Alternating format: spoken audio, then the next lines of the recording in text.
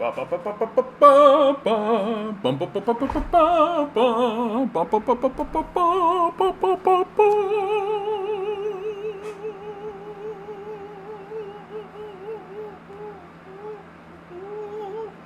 y'all doing today, guys? Having a beautiful one. Good evening to you, Eric. Good to see you, bud.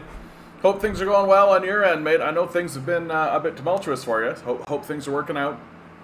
Oh yeah, it's I'm having a pretty calm one today myself. Got my grocery shopping done, right? Got the haul going on. Gotta count my pennies, right? Do all that kind of stuff. What a time we're having out here in the wide world, right? Like, people are protesting, there's strikes happening, there's all kinds of crazy nonsense going on. I actually think what I might start doing, I was thinking about this just about an hour ago. What I might start doing is, I might start doing, because these articles that I have here are the articles that I curate for the show, but there's a lot more stuff. And I feel like I might just start doing, small, short, minute-long videos of just, all the headlines of the day. So it's just right? And do, a minute. And then turn that into, a TikTok format or, a YouTube short. It would take me, 2 hours to do every single day, though. And it's do I want to? What's the value, right? People are picking numbers already. So, okay, you guys want to pick numbers straight away? Let's go. Let's pick the numbers. I don't know why you guys are so gung-ho on the numbers, but let's go. Yeah, dude, not having energy to do stuff. Sounds like you're in a mild depression to me. Right? Here we go for today's number. Me and Famita it's and May Mocked, ostensibly. 12, We're in on the 7. 2022. We're in on the 7. 10 balls. Hey, give the people what they want, Eric. That's all it is. Number. That's all it is. Nova Scotia, how you doing, bud? Numbers 1 through 10. Got a 5 from Eric. Swirl the numbers. Got an ad again. There you go. It's happening. JR, good to see you, bud. Here we go. Pick a number. Come on, 7. Come on, 7. Today's 7. number 7. is 7. 10. Butts. Boo. 10. Lame. Only lame losers pick 10. Boo. Boo. I shouldn't boo too hard. David Lynch is doing us a wonderful service here. The great and powerful. Always great. The thing that's funny about God is he's gay. Okay, can you explain that a little bit more? No. Love it. Love it. Remind me to discuss TikTok with you. Hey, well, I'm sure it'll happen. I'm sure it'll make it happen. TikTok is the oddest thing, dude. If you want evidence that humanity will not be lazy. Hey, Seraphim, how you doing? Humanity will not be lazy. We will not sit around and do nothing. We are an active species who do things, and we get really fucky about it. If you want all the evidence you need of that, download TikTok. It's just people doing weird shit just so other people can see it. That's it. That's all TikTok is. It's people doing shit and putting it on here so you can see it. And that's it. That's steadily becoming what our entire economy is, right? That's steadily becoming the entire economy. Forget about this idea that we're, making something or creating something to give to one another. No, the entire economy is turning into, hey, look at this thing. That's it. And if you can, or if you offer something for people to look at, right? So, if you do, sick kick flips, or if you make, cool art, right? These are but if you have big titties, right? Or if you can just get people to look at you, that's become the whole economy now, right? And then the advertisers advertise the few things that are worth selling any longer. Ugh. I wonder if a cut-up quick edit of your stream article reactions would work for TikTok. Yeah, I mean, I used to try to pull stuff out of the live stream and put that up. Maybe I could do that for TikTok, though. Maybe I could do that kind of thing. But, TikTok really is much more like TikTok is rapid fire. When you're watching TikTok, it's not like this, right? It's not like this. It's, There is a way to upload videos onto TikTok, but I would have to like do it on the computer and then move it over to the phone and then upload it from the phone, because TikTok is like a mobile app. Or I could like have the TikTok and like record it on my phone, but like you see, it's odd. Like everything's weird now.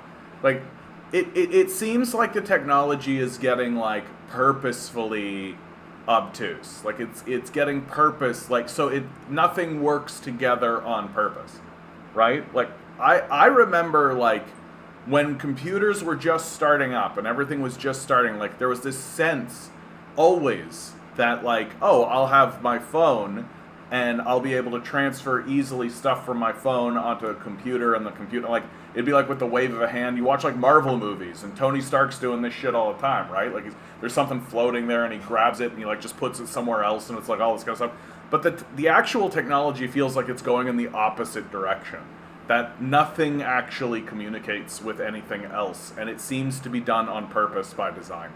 Like, because if everything works in tandem with one another, then it probably just boils down to the reality that like, if this works with that and that works with this, then there's nothing to distinguish it, and I, as the worthless capitalist, can't get in the way, render things obsolete.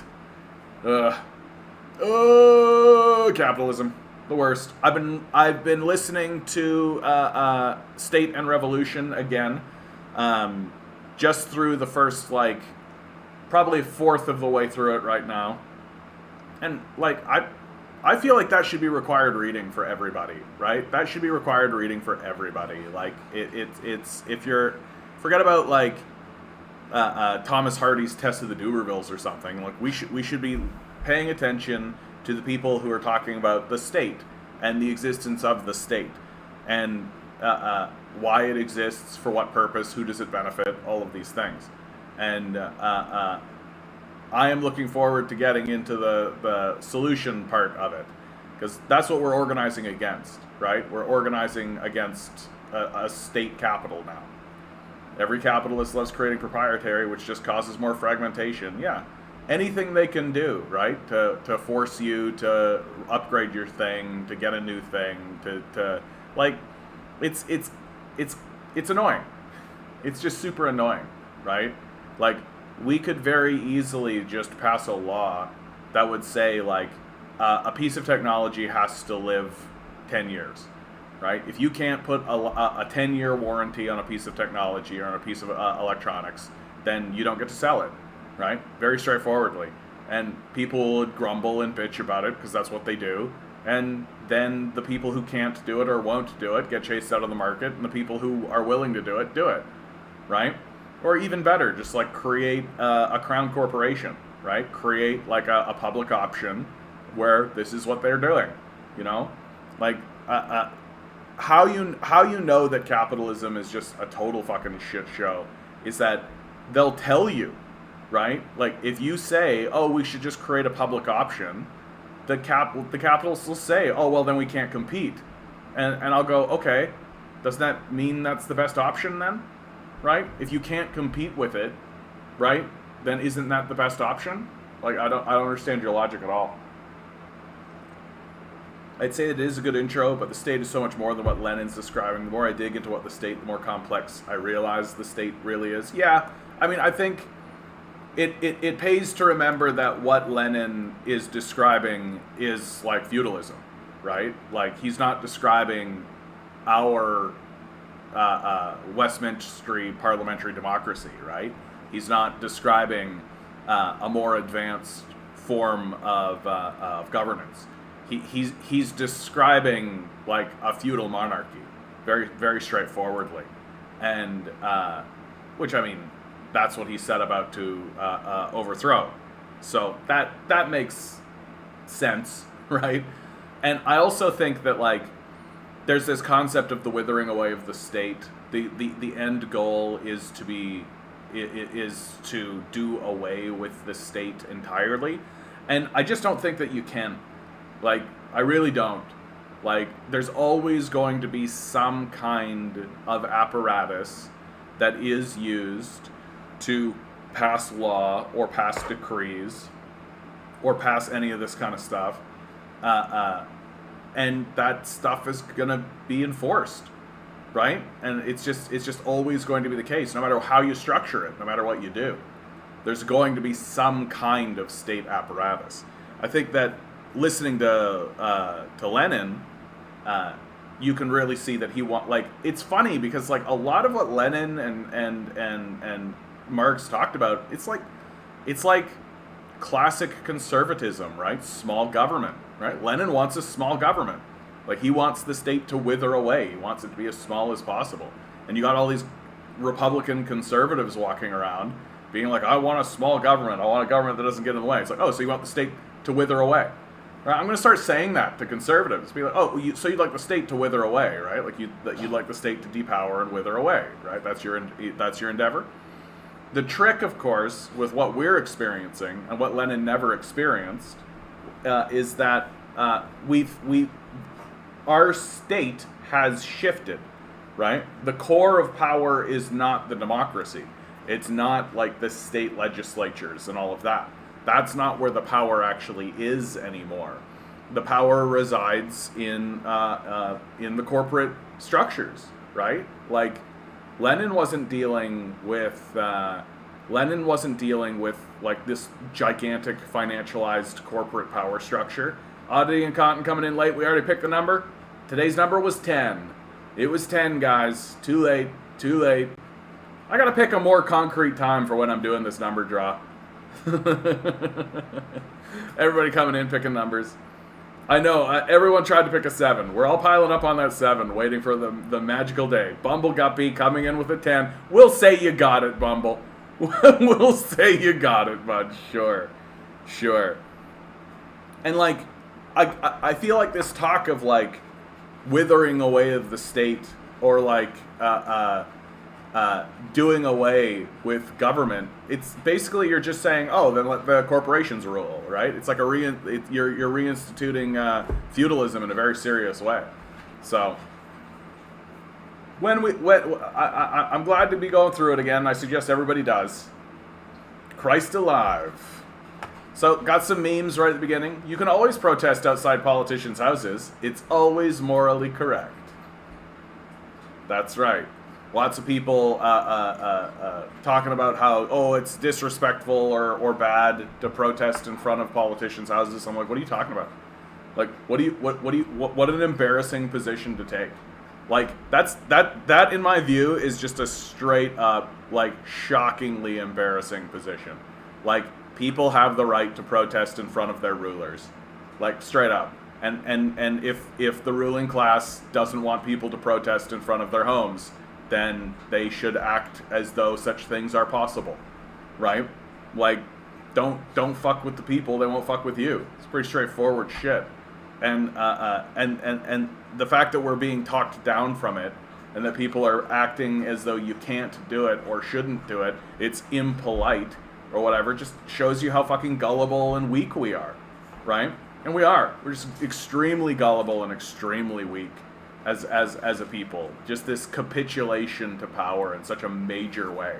Like, oh well, we've got to bend the knee and pay fealty. Like, get the fuck out of here. The one thing that I found is that the state has multiple different components, and all in order to abolish the state, it needs to abolish all those components. And one of those components are the storytellers telling stories of why the state needs to exist. Yeah, like, the question for Westminster parliamentary democracy, like, does this structure have any validity, right? Does this structure actually have any validity? And it's possible, I think, to make an argument that the Canadian system might have some validity, right? We're going to go through a couple of pretty shitty elections here, but if the populace actually gets off its ass and actually engages with the system in a meaningful way, it's possible that it will begin responding, right? But the American system is over, man. Like, it's completely capitulated and it can't be reformed.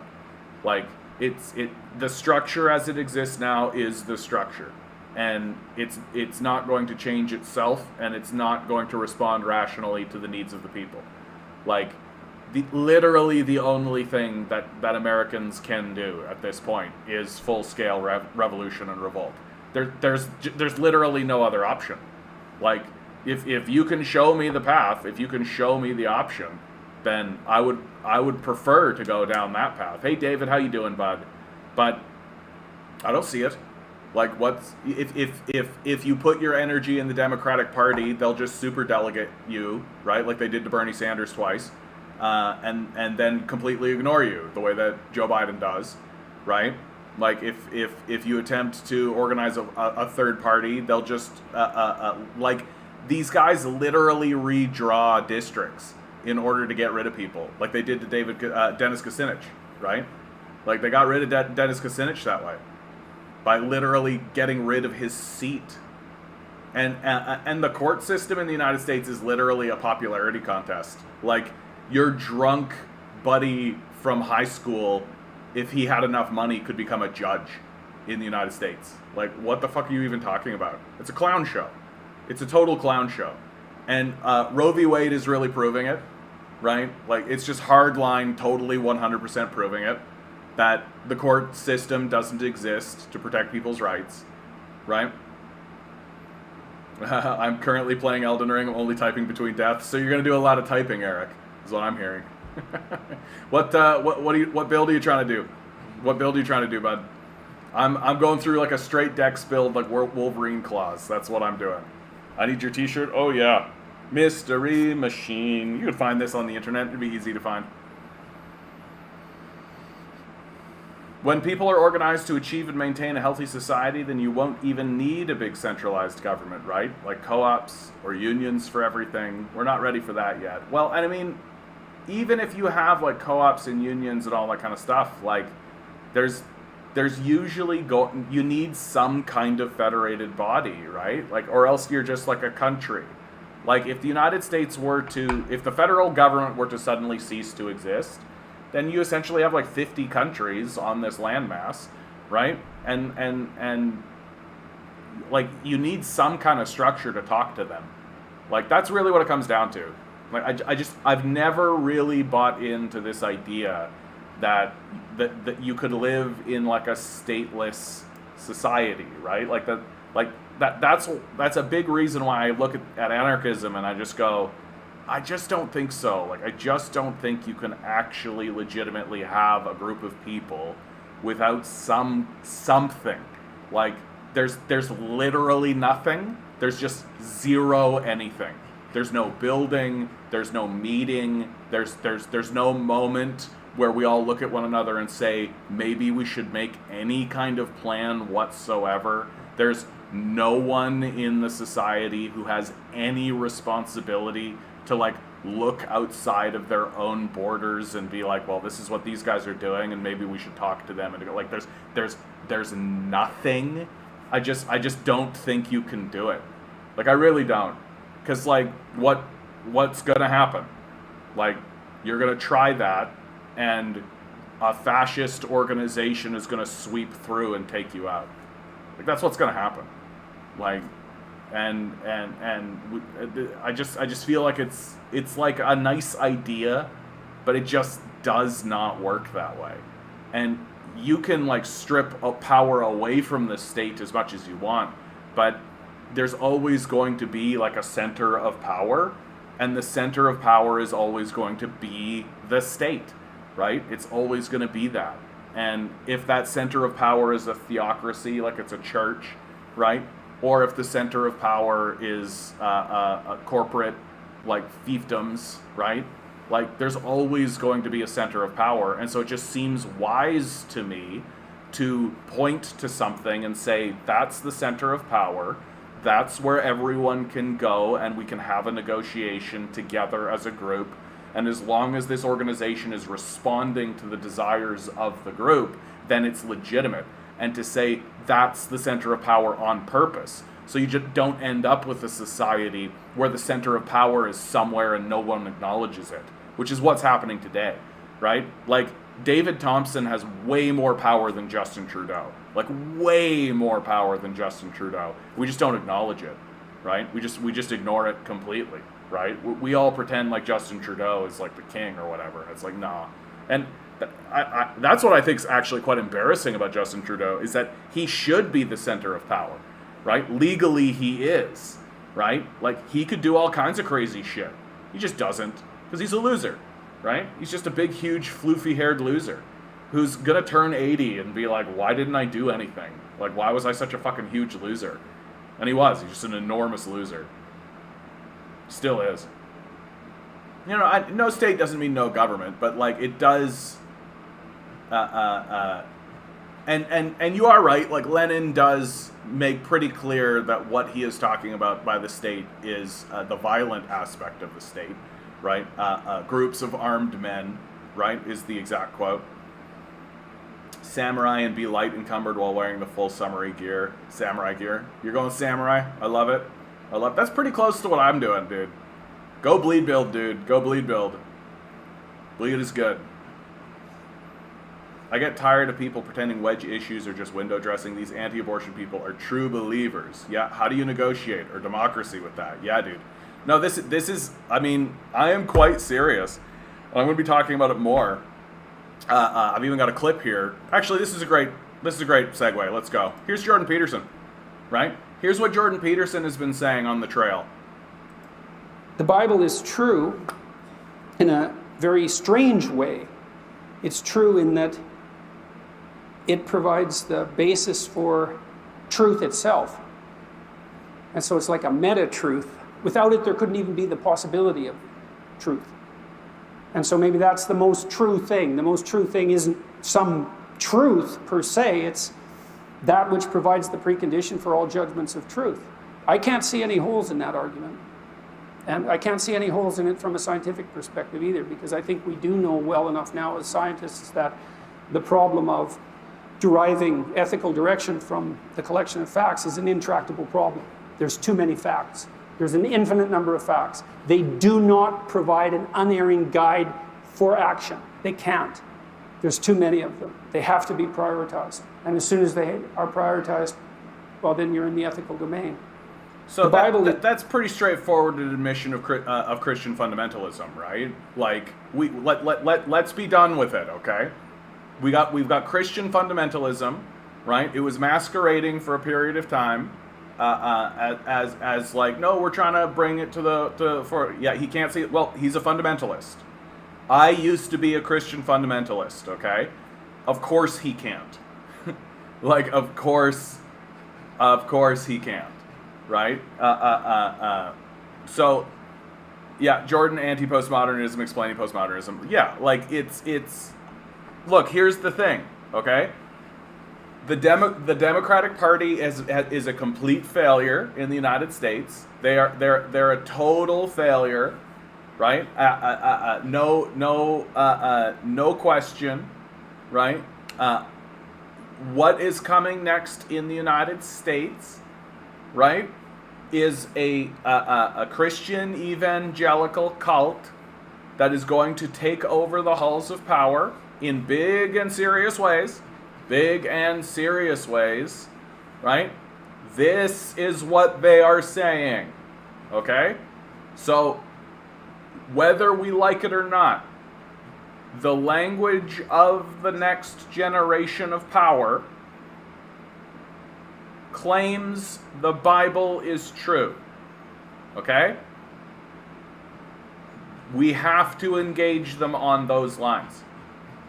We don't have an alternative, right?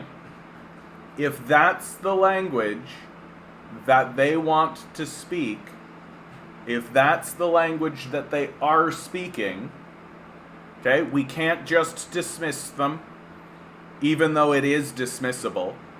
But we can't if we want to actually engage in the conversation, right? Nor can we attempt to convince them seriously that well, like, obviously it's not magical or mystical, right? Because there's lots of people who have done that, right? I was one of these people that got convinced of that. It is possible to make the journey. It's a long journey, right? But it can be done. But I would make the argument that the people who have made that journey have already done it. And that the people who have not will not. And so if we want to actually engage with the next generation of power, which is a Christian evangelical fascist cult, right? Then we have to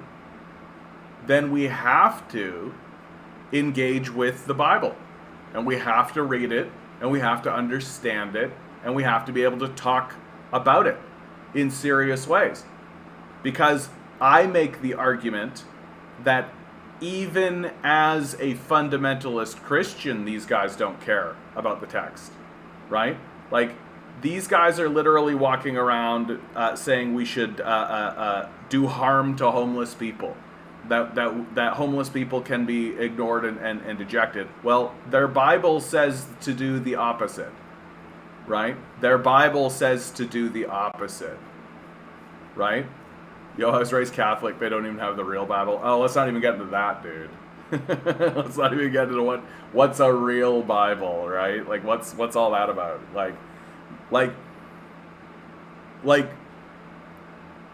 I'm getting to the place where, like, I'm straight up just going to say to these guys, like, hey, like, how much money are you giving to the poor? Why are you talking that way about the poor? Jesus didn't, right? Like, we do need to become experts in the Bible. There's just not another path. That's the path that has been laid before us. And if we want to engage with the powerful, that's the argument. That's the language that they're using. Oh yeah. No, like, this whole taxes is theft thing. Like even the revolutionaries of the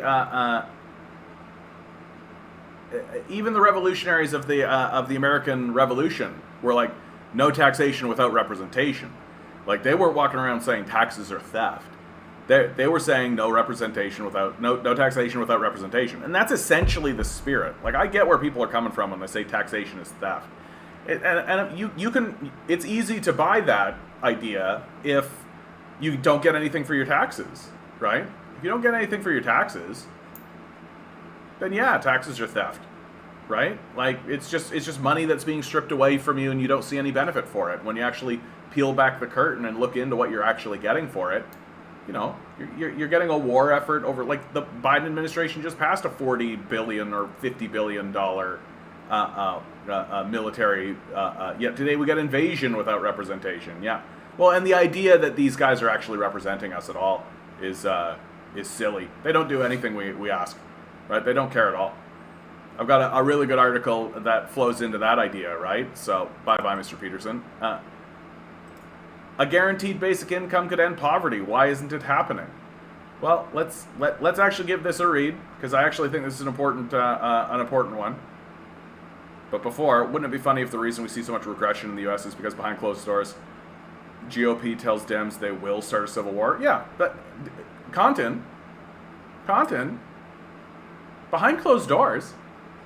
What are you talking about? The GOP says that they're going to start a civil war pretty openly, right?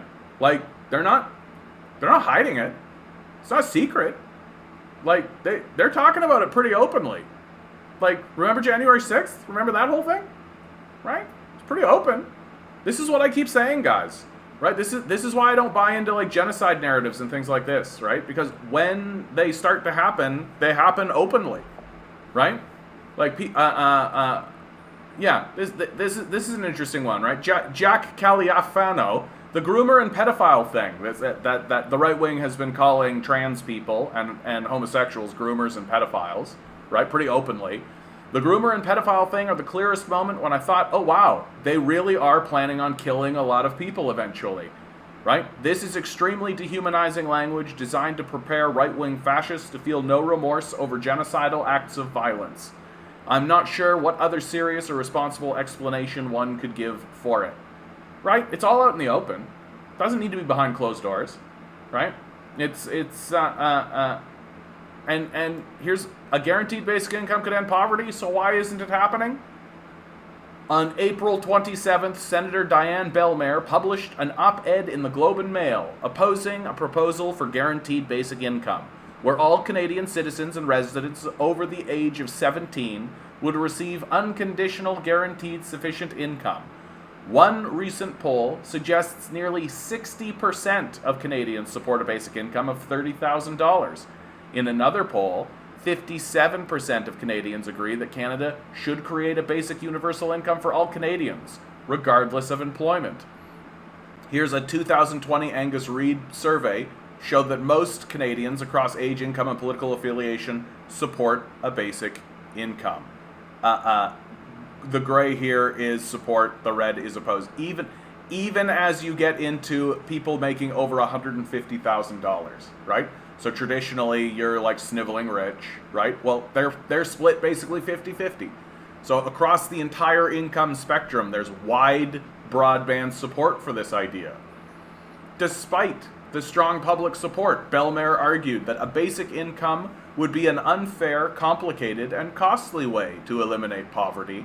As a social scientist who has researched cash transfer and an entrepreneur and an organizational leader, we challenge the view that basic income is unfair, complicated, and costly. Instead, we argue that it can be fair, simple, and affordable. Basic income can be fair. Basic income can be fair to all Canadians, accommodating people with different needs. A system that includes basic income does not necessarily entail clawing back existing benefits and services. Importantly, a gradually phased-in, carefully designed basic income program can be monitored and adjusted over time to ensure that diverse individual needs are always addressed. Research from Stanford University suggests that a basic income program can inspire meaningful social integration, greater participation in social and civic activities in the community, while also providing individuals with stability, safety, and security.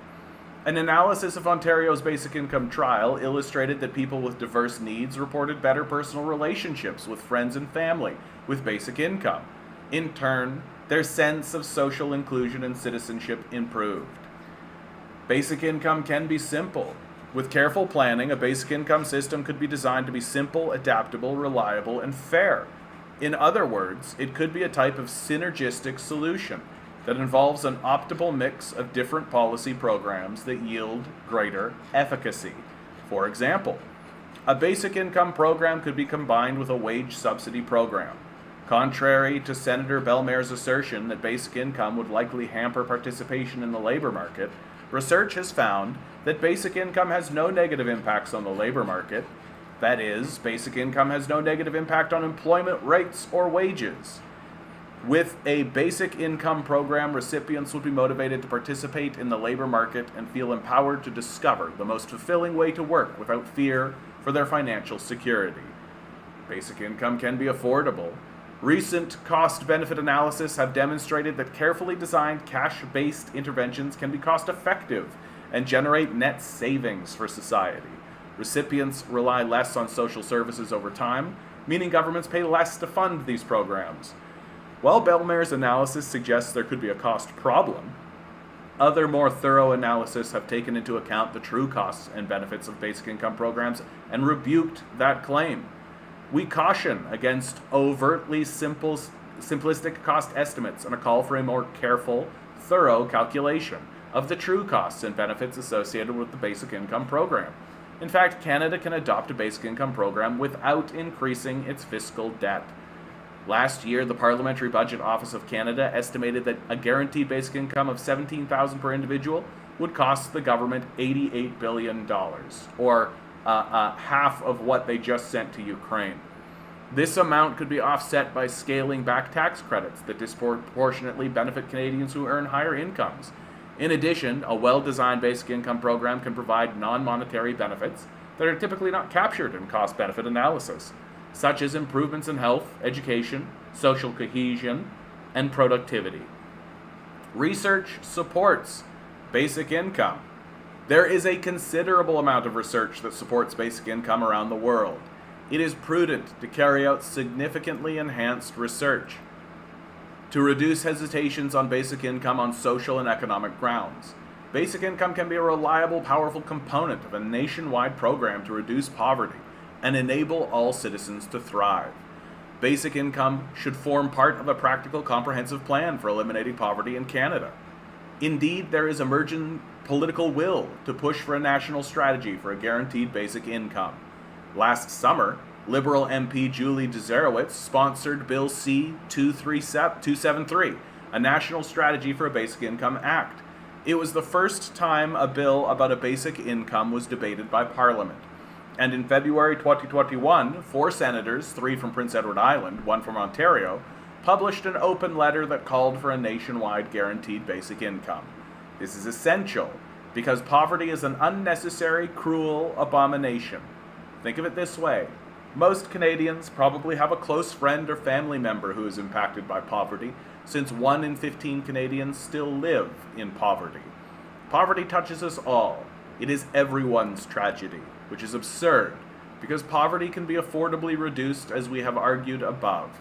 Hopefully one day future Canadians will look back to 2022 and ask how a just society could ever have tolerated such needless suffering.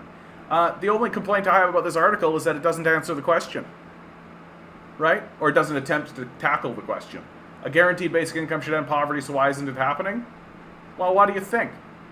Why do you think it's not happening? It's not happening because men like David Thompson, right, the Irvings, they don't want it to. Because they know that the goal for them is to create suffering in the populace for their own benefit, right?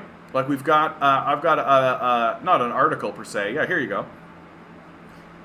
The Federal Reserve tells business owners to unite against the workers and impose a hiring freeze in order to lower wages because workers being paid a living wage is causing inflation. Threatens higher interest rates to lower stock prices to force business owners to comply and be off the hook. Like, what do you think is happening? Right? Capital has organized itself against the working class very clearly. It's class warfare very straightforwardly. And this article isn't actually addressing that seriously. And it's my big complaint about organizations like UBI Works and these sorts of things, is that they're not actually taking seriously the reality that the capitalist class will enslave us if they can. Right? That's their goal. That's their goal, is to enact a type of slavery if they can. And so we stand up and say, hey, we should do something so that we're not slaves. And they go, oh, yeah, that's actually what we're trying to do. So too bad. Right? Like, we really got to start saying to these guys, like, yeah, we get it. Like, we get it. Like, this is a good article. Don't get me wrong. Like, it's well argued. It's well researched. It's got all the links. I bookmarked it for a reason, right? It's going to be useful. But, like, we know why this shit isn't happening, right? We know why this shit isn't happening. We know it isn't happening because the ruling class has been bought by capital. And the capitalists aren't just going to let something like this happen, right? You can't vote in social democracy. Like, that's not going to happen. So, like, I'm so sick and tired of these, like, associate professors and professor of physics or whatever, right? Like a University of British Columbia. I'm so sick and tired of these guys who are living in, like, their ivory towers, basically just being like, this is a good idea. Why isn't it happening? Oh, I don't understand. Well, guess I'll vote liberal. Like, that's what's happening, right? That these guys are turning around and voting liberal. And, like, like, what do you think? And then the liberals turn to their owners, right? David Thompson. And David Thompson goes, yeah, no. And the liberals go, I just don't see a way to make it happen even though it's cheaper. Right? Ugh. Will I be reading? You know what? I was thinking about this. Should I read the Bible on stream at all? Boop. how much do you guys actually care about this? I think it's important, but I'm not going to do it if you guys are like, nah, get fucked, I don't care.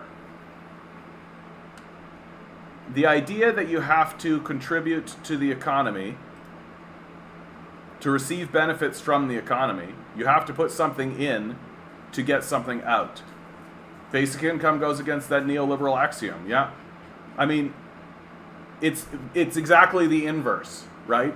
Like that the you have to prove to the economy that you're worth living, right? Not the other way around, right? So, like, think about it this way, that essentially there's a hierarchy that exists, and what the hierarchy insists you do is justify yourself, right? You have to justify your existence.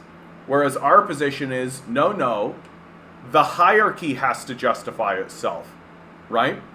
That there's a hierarchy that exists, right?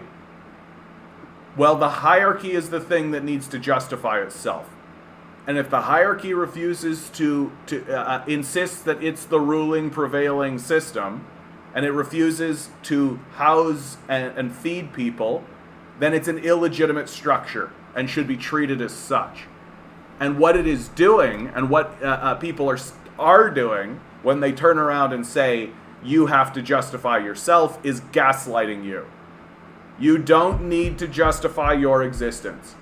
Under no circumstances, exactly 0% of the time, you need to justify your existence. You didn't ask to be here. You don't know why you're here. You're a randomly generated life form on a rock hurling around the sun. You don't need to justify your existence at all. 0% of that. Certainly not to these hacks who are defending a hierarchy that's withholding food and shelter from you. Like, the hierarchy is illegitimate. If it can't provide food and shelter, it's illegitimate. We have every right to overthrow it. Like, and if it doesn't want us to overthrow it, then it needs to legitimize itself. And what's a good way to legitimize itself? Provide food and shelter. What's a good way to do that? Basic income. Right? Like, this is a fairly straight, like this, in my view, this isn't even a logical argument. Like, this isn't even an argument. This is just life. This is just how it is. Like, you can either have a society where everyone has food and shelter. Like, when did it become that food and shelter was not considered just like an obvious thing that a society should provide? Like, when did that happen?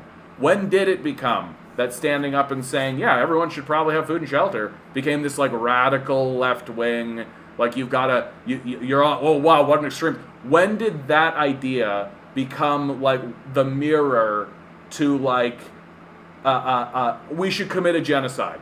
Whoa, that's super extreme. Everyone should have food and shelter. Oh, wow, that's also so super extreme. Like, imagine being a centrist in this society right now. Imagine standing there and looking at people who are like, we should kill the gays. We should kill the gays. And over here there's a person saying like, no, we shouldn't kill the gays. And in fact, we should provide food and shelter for everybody. And being like, I can't tell the difference between these two things. These are the same. These are the same. Get fucked. Get totally fucked. Everyone should have food and shelter. Like, people have been saying to me, people I care about have been saying to me, like, John, like, this is a weird ideology that you're doing here. It's like, I don't even think it's an ideology. Like, everyone should have food and shelter. Right? Like, how's that even an ideology? How's that even, like, it's just like, literally I'm sitting here being like, no, like, we live in a world that just generates us. Why are we allowing people to withhold food and shelter? That's insane. Like, that's crazy. And they're sitting there being like, that's normal, though. That's the normal way of things. Is it? Why is that normal? That seems like grotesquely abnormal. That, like, a group of the same species would work against its own interests as a group. Can you point to any other species on the planet that operates this way? And what happens if they do? Probably all of the other animals get together and fuck them up, right? That's probably what happens. Ugh. What people mean about basic income is some form of dignified stability and existence for every person. Yeah. Just like nationalize rents and mortgages. Yeah. And people would start being fine. I completely agree with this. Like, literally the idea that there's a housing market. What are you talking about? Like, shut up. That's so dumb. Like, it's so dumb that there's a housing market. Like, of course there's going to be these overt, grotesque bullshit things that happen in them. And the people who are attempting to justify the existence of a housing market in the first place are basically just scummy landlords, right? Just like, yeah, oh, we should create a market where I get to stab children in the face, says the child stabber. Like, yeah, they're going to try to justify the existence of this illegitimate system, right? Like, if any hierarchy and if any model should be dismantled, it's the housing market. What the fuck are you talking about? Let's make an air market next, right? Let's create a water market. Like, get the fuck right out of here. I would argue that Christian doctrine is anarchist in nature, since the early Christians didn't participate with the government. Yeah, I mean, Christian history, like church history, shows that what they really were doing is creating a new form of government. Right? They were creating like a new power center, right? Like that the solution that existed in Europe for 1,000 years was, okay, we'll have the monarchy, right? We'll have the feudal lords and the kings and the knights and all that kind of stuff, but we'll also have the church. And the church was also fairly well respected as a power institution in and of itself, right? So it was like a secondary power structure that when you take a look at something like you can see how the Americans come to like, oh, we should have a Congress and a Senate and a presidency, and we should have those spheres of power be separated and all this kind of stuff, because it's what humanity has always sort of done, right? Like we had basically an empire and a kingdom that erected out of basically just thugs with swords beating the shit out of one another. And then as we started to accept the idea that maybe that's stupid, like maybe that's a dumb way to operate, we've been struggling with the idea of how to diffuse power, right? Like having centralized power 100% of the time seems to not work out. So how do we diffuse that? And one of the ways the early Christians did it was by literally creating a separate organization. Yeah, I don't want a Porsche. I just want a bare minimum, a dignified social security, and for my neighbor to have the same without working ourselves to pieces. Yeah, Jesus' buddies were anti-Roman occupation, underground, fight the power. Yeah, dude. You want to talk about, real underground work, man. You're talking about, and I don't know why I'm thinking of this right now, but, you guys said the Roman thing, and it reminds me of the Monty Python sketch, where, people are organizing. It's like, what have the Romans ever done for us? And and people started going, well, they did build the roads, and they did do this, and they did do that, right? They're kind of taking piss out of the idea and pretending. But this is kind of a thing that does happen on the right. I've seen Jordan Peterson recently.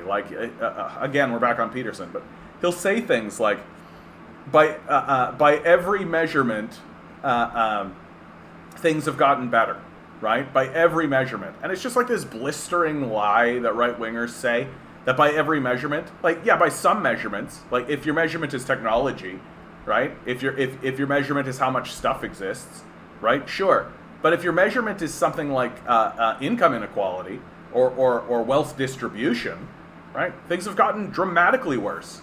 Dramatically worse. But if you don't care about that, then you can ignore it, right? Which is what fundamentalists do when they're presented with evidence. I don't like UBI because it enforces existing hierarchies. Here's the counter-argument, right? Which I tend to agree with, actually. Eliminating private property would make redistribution unnecessary, but which is more likely. I think it really is, the populace isn't ready for it. It's as simple as that. We can see from this article that I think that there would be a general acceptance.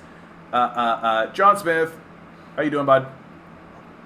I think there would be a general acceptance of something like a basic income. Would it cause problems in the society? Obviously, right? Obviously, there would be a tumultuous moment, and politicians would have to actually do something about it, right? Which is another reason why I think they don't really want to pass basic income, because they know they're creating a problem that they know they would have to solve, and they know they would have to confront capital in order to do all of this, so they don't want to. Like, laziness counts, you know? Like, these guys are just lazy. And so, or not lazy, but complacency, right? But I think a basic income you could actually get through, and the populace would largely accept it. Eliminating private property, harder sell. And like you can't even really get much support for things like basic nationalization, right? Like nationalization of things that should be nationalized, like basic resources, right? Like basic resources, like the idea that the oil has been privatized is abhorrent. Like, you don't live in a democracy. The evidence is that the oil has been privatized. Straight up. Like, what are you talking about? The most important resource for our national security is in the hands of sociopaths. Like, yeah, okay. Yeah, we're in a democracy that's working, for sure. Yeah, UBI, guaranteed lifelong strike fund, financed by a capitalist class for workers. Yeah, utopian. That's a good way of putting it, and a reason why they're opposed, for sure. All the evidence I've seen shows that capitalists are accumulating record profits, so the only conclusion is that inflation is arbitrary price gouging and intentional. Yeah, I think that's right. We've even got people who work in the Fed saying that that's the case. So, of course it is. Like, if the inflation was happening, and there is inflation in the system, like don't get it twisted. There's 100% inflation, and that inflation has come from the fact that over the course of the pandemic, all of the government's solutions were to print money, right? Which is fine, but it does create inflation. And the way to combat that inflation is through taxation at where the money becomes inert. And where does the money become inert in our society? In the capitalist class, right? So if you were to print, $1 trillion and put it into your economy, wherever you'd like to put it, to funnel it in, right? And then tax $1 trillion away at the top, or not the top, but in the pool. This is another thing that I'm going to try to start doing, guys. We got to invert the language. These guys aren't at the top, right? They're not at the top of a pyramid. They're in a fucking swamp. Like, these guys are swamp-dwelling, gross, like, they live in a pool of feces. It's just clutching onto money. Just being like, ugh, ugh. Like, they're not at the top of some great, like, pyramid that they look down at us upon. If anything, it's the opposite. They're just, like, swilling in this pool of swampy garbage. So, like, ugh. Ugh. Blah. Blah.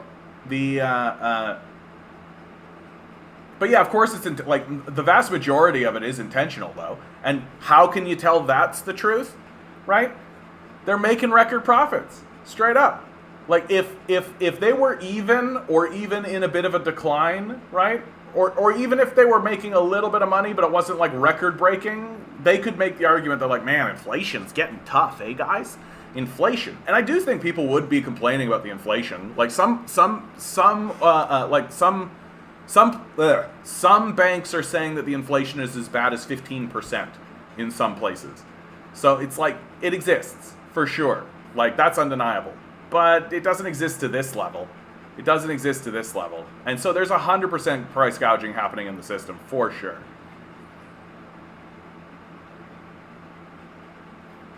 Jesus Christ, that anti-work post and its associated article, nothing has ever been said so blatantly and set out like that to me or on a economic scale. They're basically saying they need poor people to exist for the death cult to continue its march. Yeah. No, they've always done this, dude. We just don't pay attention to the Fed. Right? We just don't pay attention to the Fed. We don't pay attention to these guys. Right? But they're very open about this shit. Alan Greenspan said out loud during a Federal Reserve, in front of the Congress, said out loud that the strategy for the ownership class, the investor class, is to destabilize the working class. Because by destabilizing the working class, it'll lower wages. Right? That's what he said. He said it out loud back in the 80s. And everybody went, yeah, totally normal. Totally fucking normal. right? Like, when he said that, the working class should have surrounded his house then. Should have just surrounded his house then. Right? Like, too fucking bad. But no, we're so gulled and complacent that we're just like, yeah, I guess it makes sense the working class be disabled. That's right. The working class should be completely thrown up because everything that the capitalists want or what should happen. Like, what the fuck is wrong with our dumb, stupid brain? And like, literally everything the Fed talks about, right? Literally everything the Fed talks about is like this. Like, they call us human capital. That's how they talk about us. Like, it's not a secret. Like, it's not a secret. We just don't look at it. That's all. We just don't look at it. Right? Like, they don't think we're people. We're just numbers on a screen. That's all. It's like they're playing a video game and they're going, well, how do I lower wages? I know. I'll take half the population and put them in a meat grinder. And that'll scare the other half straight. That's what they're fucking doing. Like, these are the types of decisions that get made at the Federal Reserve. The best example is gas. Price wasn't that high even with a barrel over 120. I mean, gas is a different story. Gas is an interesting one. And another part of the thing, but like, we've hit peak oil. Like, that's just the truth. Like, we've hit peak oil. And so if you're the privatized owner of oil fields and we've hit peak oil, we know it's going down. We know that every barrel of oil that sells is not going to get replaced with another barrel of oil, right? We know the tap is steadily draining. It's going to take a long time, right? But, like, not even neoliberal economics, like basic economics, like actual economics, tells you that if you've got a high demand for a commodity and the commodity is diminishing in supply, right? Well, the price goes up, right? Like, that's actually the only accurate thing that you'll ever get taught by an economist in North America, right? That price starts to go, supply starts to go down while demand is going up. Well, doink, your price is going to go way up. I think I did that all wrong, but it doesn't fucking matter. And like, the price of, I've talked to people who are like, the price of gas has got to come down sometime, right? And I'm looking at these guys being like, bro, this is just beginning. The price of gas is not coming down. Like, it's simply not going to happen. Even if we suddenly had like this major revolution, we overthrew everybody, things went crazy for a period of time, and then we settled in, we nationalized all our gas and all that kind of stuff. The price of gas, like, maybe we could bring it down a little, right? Because there's the worthless capitalists to get out of the system. Like, maybe we could get it down a little, but it's only going up. It's not going to ever come down. Why? Because we're running out of it. Like, we're literally running out of it. Like, it's gonna be gone. And it's gonna be gone way sooner than we think. And these guys that are driving around these big Ford 1F Jimmy F5 389 828 Thunder Cougar Falcon Bird, right? These assholes are just gonna get stuck with the bill, right? They're the bag holders, right? That we went on this big, like, sell everybody big trucks while we can kind of bender. And these assholes are sitting here being like, the price of gas is so high now. And you're like, yeah, dude, we're running out of it.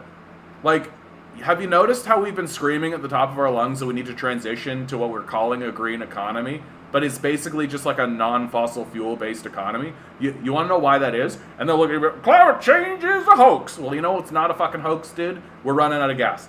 We're running out of it. It's going to be gone sooner than you'd like. Oh, I'm gonna... Like, you can't hoax that. Although they will anyway. That's gonna be the best. When we actually start to run out of the gas, you're gonna have like this organization of just like, there's actually infinite gas. The Earth itself produces gas from its molten core. That's where it comes from. The big oil doesn't want you to know that gas is an unlimited, clean resource. That's what's gonna happen. Only if you select communist propaganda from the Bible, that stuff is fine. You have to hit the like button as penance, Doc. Yeah, everyone hit like, share, subscribe, and give me some money. Give me some money. Do the money thing. Get all the money. I could use some money. No one word demonetization. I don't know what you mean, bud. You see why I'm skeptical about hierarchies and states and power in general. It always ends up illegitimate, corrupted by sociopaths. Yeah, I mean, like, it does seem to be the path, right? That power structures and hierarchies tend to become corrupted, right? Which is why the founding fathers of America were trying to make a system that couldn't be corrupted, or couldn't, where the corruption would be mitigated. The trouble is with the American system is that it was designed to operate this way, right? Like, our conception of what the system of power is for is not what that system was designed to achieve. And that's true in America, that the system was designed in order to maintain power within the wealth of the nation. That was the solution that James Madison came up with.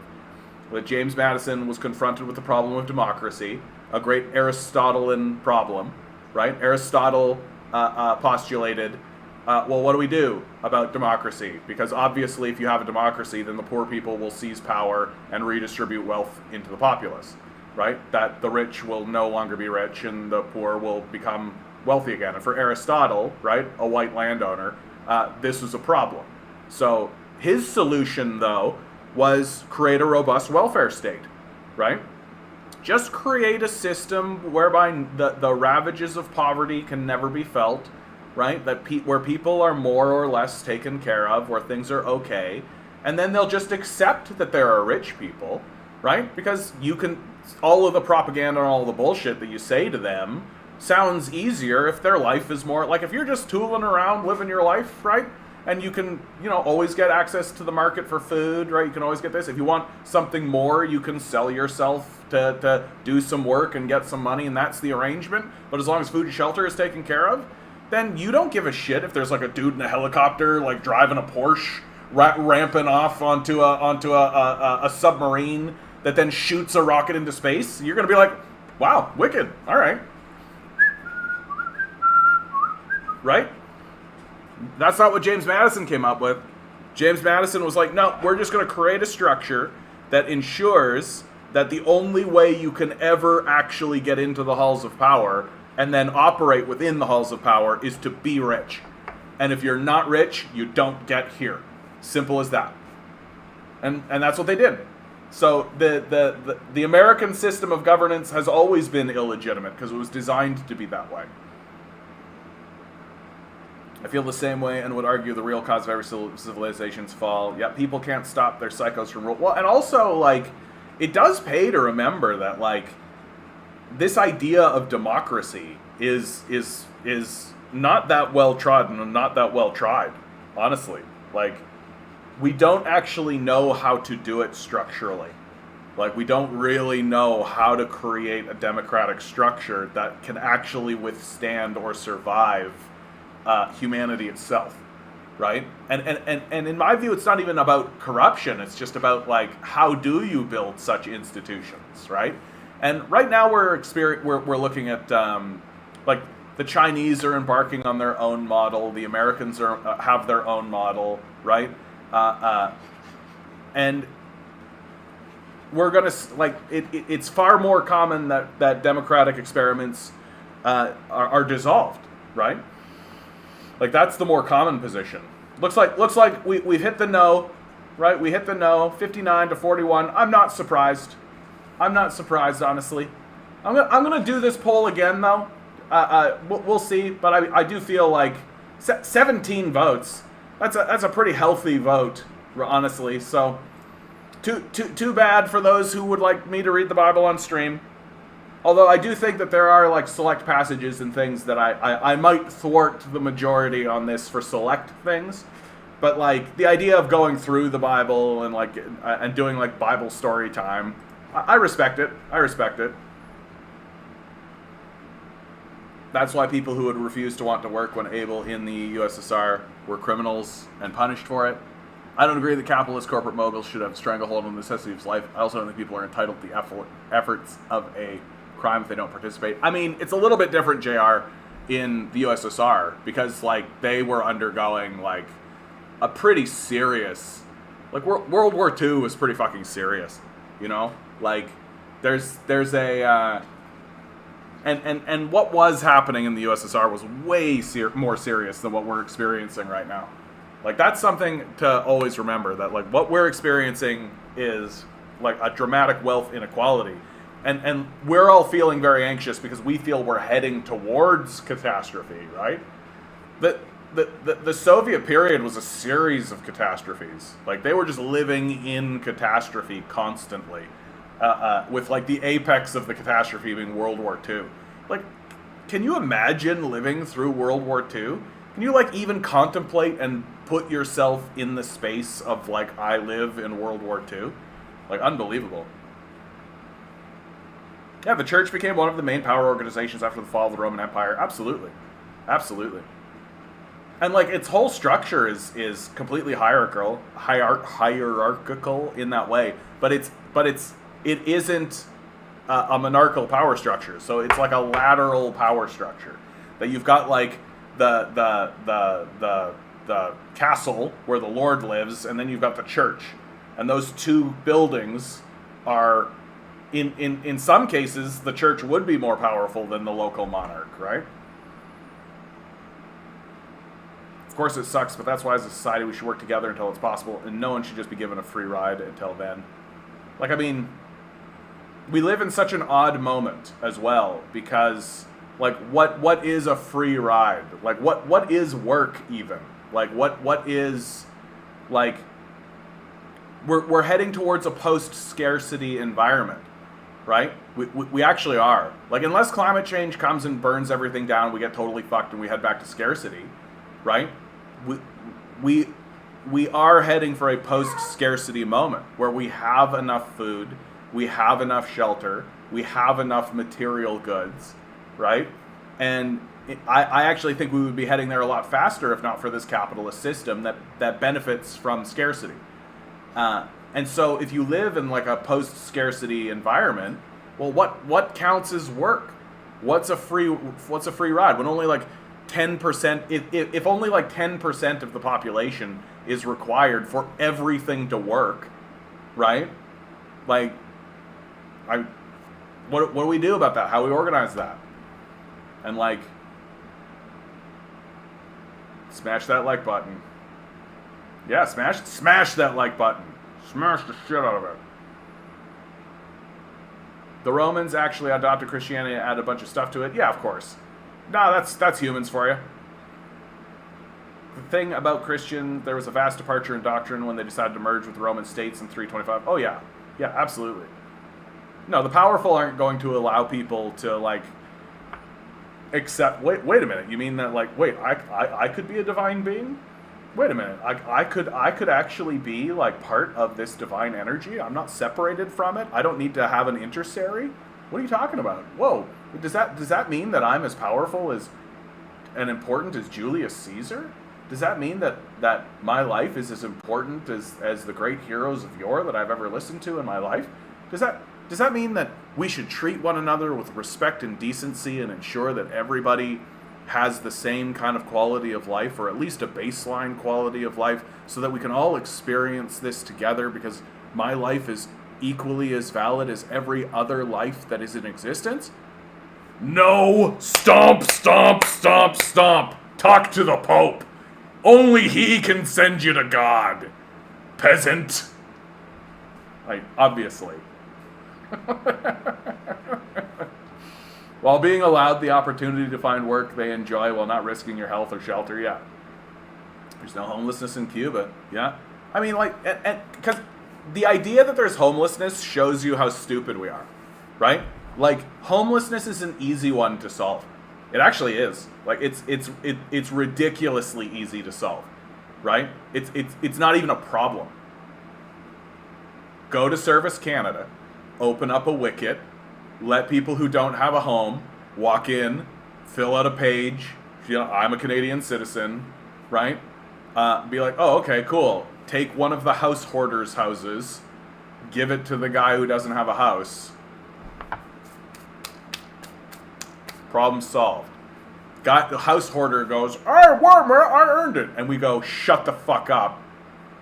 And if they're lucky, that's the only thing we do to them. And then homelessness eradicated. Jonathan, won't that collapse the housing market? Correct. That's exactly what it'll do. Because the housing market is illegitimate and should be done away with. Like, it literally exists to withhold housing. That's the point of it. Right? Like, it's an illegitimate system. It's a hierarchy that cannot show that it has legitimacy. So it should go away. Right? If you can't justify your existence as a hierarchy, it shouldn't exist. Very, very straightforwardly. And if the one would assume that the point of a housing market would be to ensure that everyone has housing, right? And if you say that everyone shouldn't have housing, then you're a fucking Nazi, right? How are you different from a Nazi then? Like, you're literally just excluding people based on what? Their wealth? Like how much money they can have? Well, money itself is this effervescent, like, this is the funny thing, dude. Like, I keep getting confronted by this idea that, like, oh, well, it's an ideology that you're espousing, John. And I'm like, is it? Seems to me like the ideology is you guys. Seems to me like you're the ones espousing the ideology. Seems like the guys walking around saying, we should do everything for the fake money that doesn't exist. Seems like that's a bit closer to an ideology, don't you think? Like, I'm the one saying, hey, we're all here. We would all like to be alive and have food and shelter, which we all need. So we should do it. Right? I don't see how that's an ideology compared to we should withhold food and shelter unless people can prove to the money god that money is what's important, so that you should sell yourself to the money god. I mean, money doesn't really exist. We just made it up. But you gotta earn it by working for the money god. It's like, I'm the ideologue here? Like, I'm the one espousing an ideology? Seems a bit odd to me, frankly. Seems a bit like, okay, maybe we are in a death cult, right? Maybe this is a death cult after all. Like, it's weird to watch, like, normal people talk this way. Like just normal everyday, you're looking around, being like, yeah, like, you know, you're just an everyday working Joe, and this is the way they think, and you're like, yeah, this is a fucking death cult. Strap in. Early Christianity was just, I think that's proto-Maoism, unless you mean it's Maoism super fast. Pronto-Maoism. It was a dual and contending power. The basis of their ideas was for all rich people to sell off their possessions and share everything in common. Yeah, that's right. It is like a proto-communism, right? Like, I think that the thing that really distinguishes communism from early Christianity, especially, like, there's a lot of shit in the Bible that's, like, very, like, communistic in the way it talks, is that Karl Marx really set out, and Engels set out to make a scientific argument, right? Something that was rooted in the material. Whereas what the early Christians were espousing was a ethical doctrine, right? A doctrine that was coming more from an emotional and like morally correct sort of position. Whereas Marx really set out to show, like, no, this idea is correct from a scientific basis. Which again is why I'm like, it's not really an ideology what we're doing here, right? Like, is 2 + 2 an ideology? Like, I don't think so. Socialism solves every problem. Well, it solves at least a few problems. But here's what I will always say, right? Socialism creates its own subset of problems, for sure, right? But the problems it creates are much easier to deal with than the problems that capitalism creates. Right? Like, capitalism is creating a world-ending event. Like, that's the problem that capitalism generates. Right?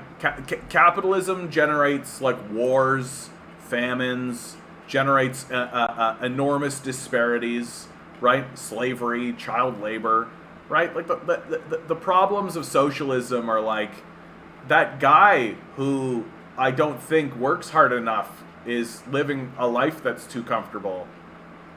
Maybe that's a you problem, dude. Like, maybe you need to, maybe you should just stop working so much, right? Maybe you should just not work so hard. Like, smell the roses. Enjoy your time.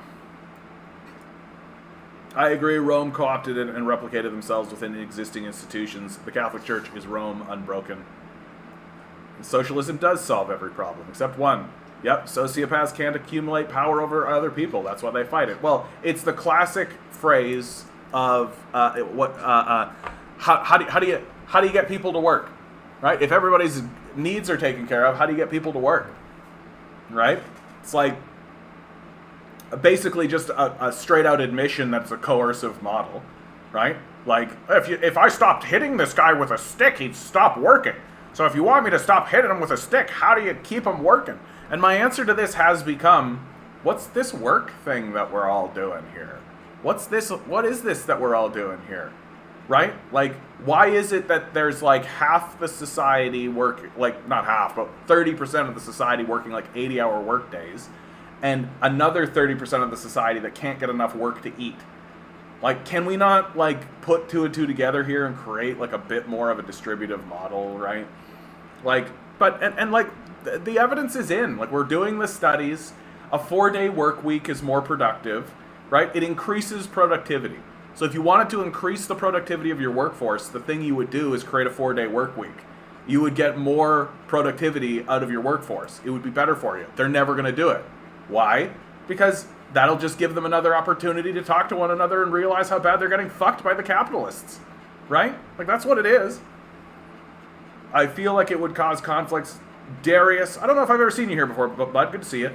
I feel like it would cause conflicts down the line, like politicians would raise and cut it, like disability benefits, and put income limits on it, for sure. No, all of that's absolutely the truth, Darius. Like, and something that, like, so someone like Richard Wolff has talked about a basic income, and this is essentially what he lands on, where he's like, really what a basic income would do in the society is create another antagonism, right? Like, it's just another line upon which the capitalists and the owners, where the owners and the owned will fight along, right? And I do tend to agree with this, right? I tend to agree with this idea that, like, if you put in a basic income, there's always going to be people who think that others are getting a quote unquote free ride, right? And there's always going to be people who feel on the other side of it that they're being oppressed by a group, because they are, right? And so it maintains that antagonism, really, is what it does. Like, the reason why I support a basic income is, I've got two reasons for supporting a basic income. Big reason number one, the populace would accept it, right? Like, the populace is going to accept it. If a basic income suddenly got rolled out today, I think everybody would be surprised.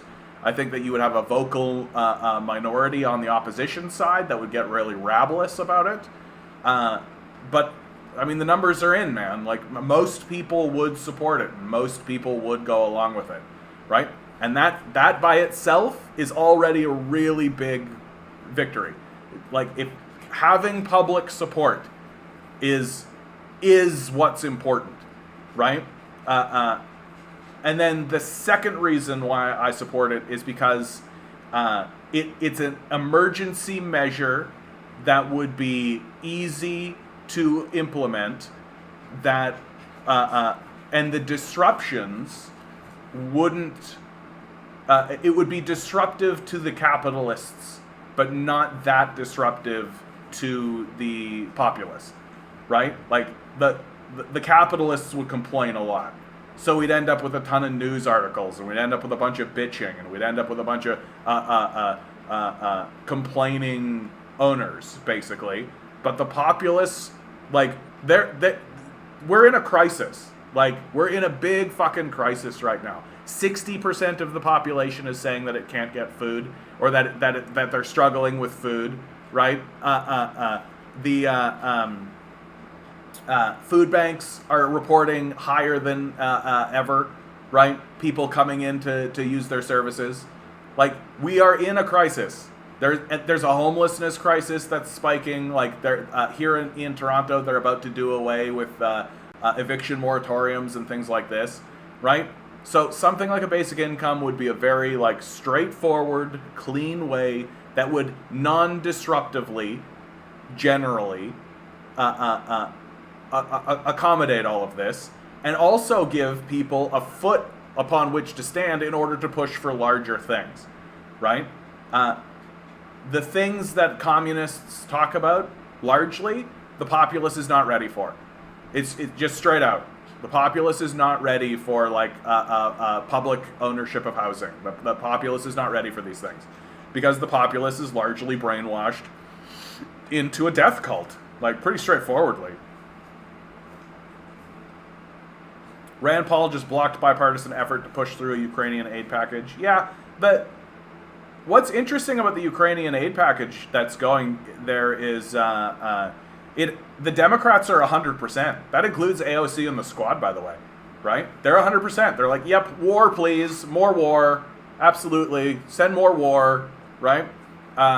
It's the Republicans that are fighting back against it, right? It's not all of the Republicans, obviously, but there's a pretty large amount of Republicans who are against this bill, right? And they're voting against it.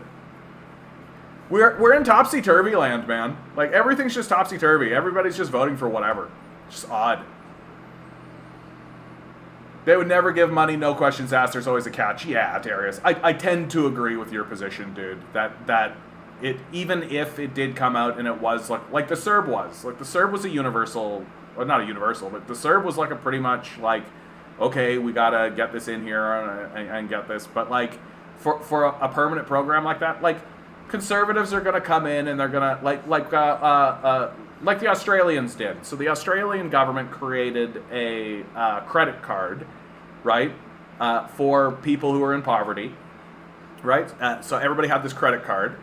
Well, then a conservative government comes in and they change it so that the credit card can only buy specific goods and it doesn't buy certain other things, right? Like, it doesn't buy other things. So I think you're right. It will ultimately, and I think you agree with Richard Wolff on this. It will ultimately become a tool of class warfare and be a battleground upon which class war is fought.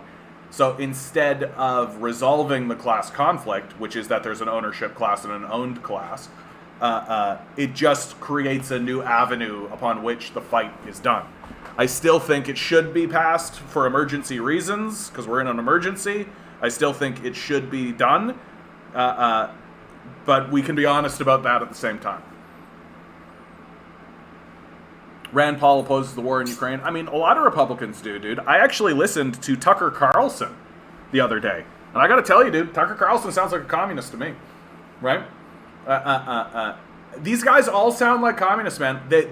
These guys, the Fox News guys, are actually fucking smart, dude.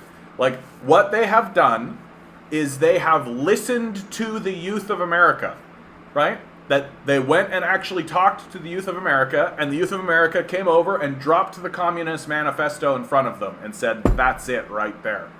And instead of launching this big McCarthyian push, right, to smear communism and do all this kind of stuff, I think they recognized that that battle is over, that there is no effective way to demonize these things anymore to the people who have already broken with capital, right? There isn't an effective way to do it any longer.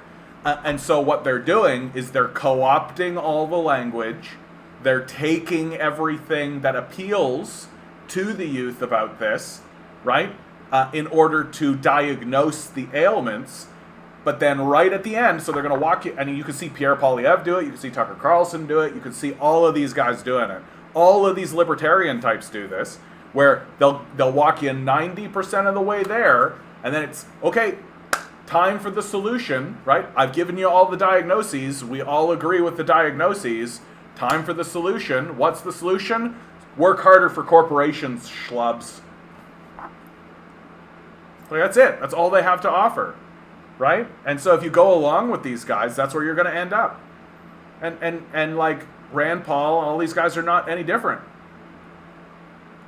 the reason I was attracted to U.S. libertarians in the 80s was the anti-war position. I was young and ignorant, but I'm still anti-war. Yeah, you know, I had a little, I would never have called myself a libertarian, but like, I was, after Bush, I was actually really rooting for Ron Paul.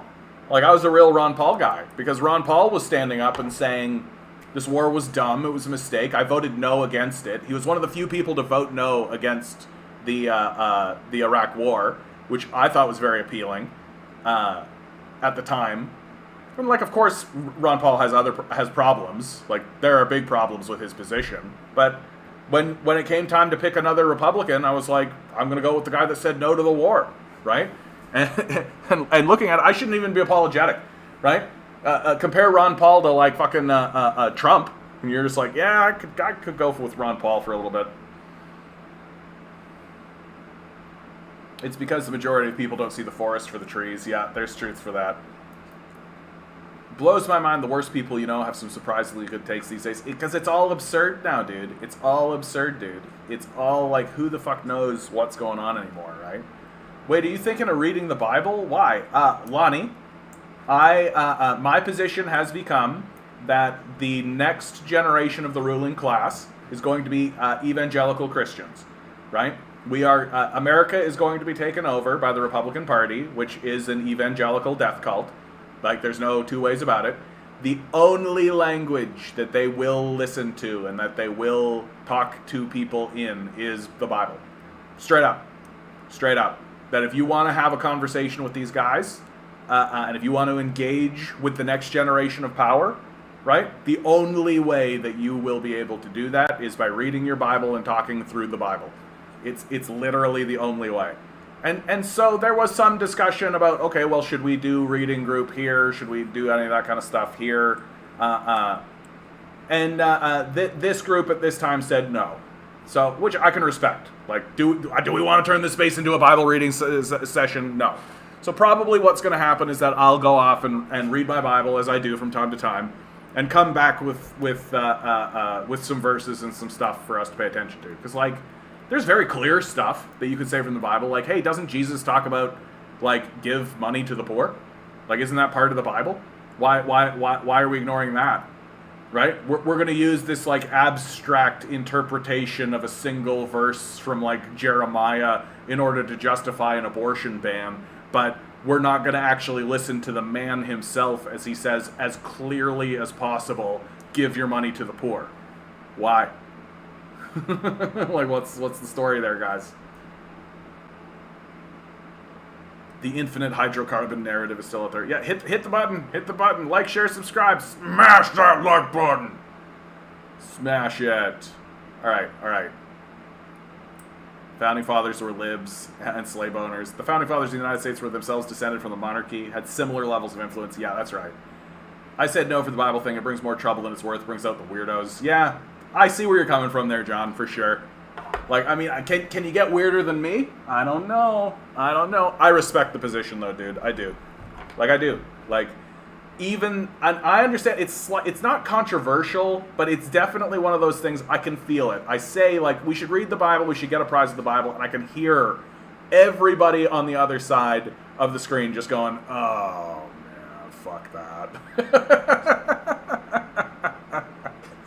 So I think there's a certain amount of you that are out there being like, oh, I don't think I would do that by myself, but if we did that together, I might.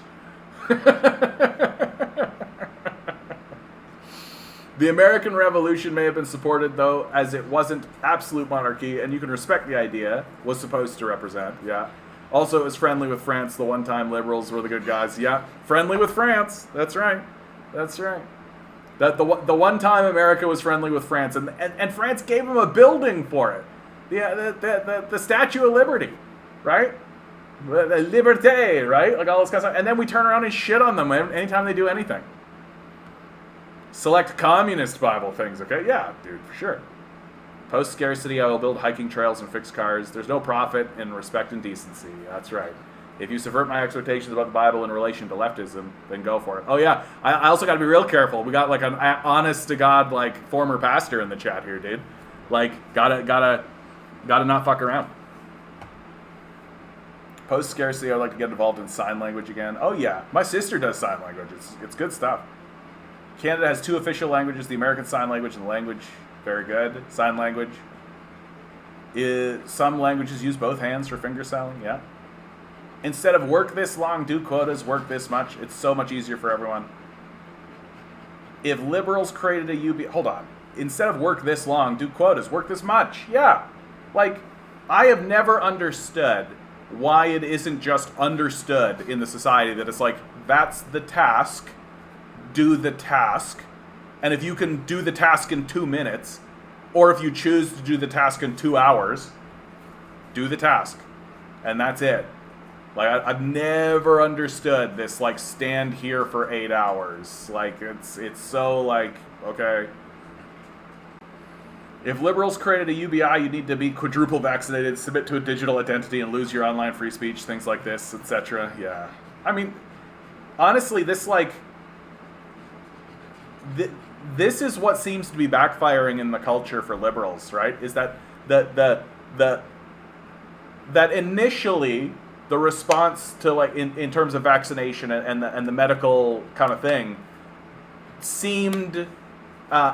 did seem appropriate. I think a lot of people kind of grudgingly kind of went along with it, but it's done, right? It's over, right? It's over now. Like, that's what it is. The populace has kind of gotten to a point with itself where it's like, okay, we did it, right? Toronto has gone down on its emergency measures and all this kind of stuff, and so now the people who are still pounding on the pulpit about it are coming off as kind of like fringy. You know what I mean? Like, and I'm not saying I disagree with them. Like, really, like, I'm not saying that. That they probably feel that way for good reasons, but it's the optics of it, and it is how it is, and so there is like a blowback almost. And like, digital identity was always a stupid idea, and losing your online free speech, I mean, that's overwrought.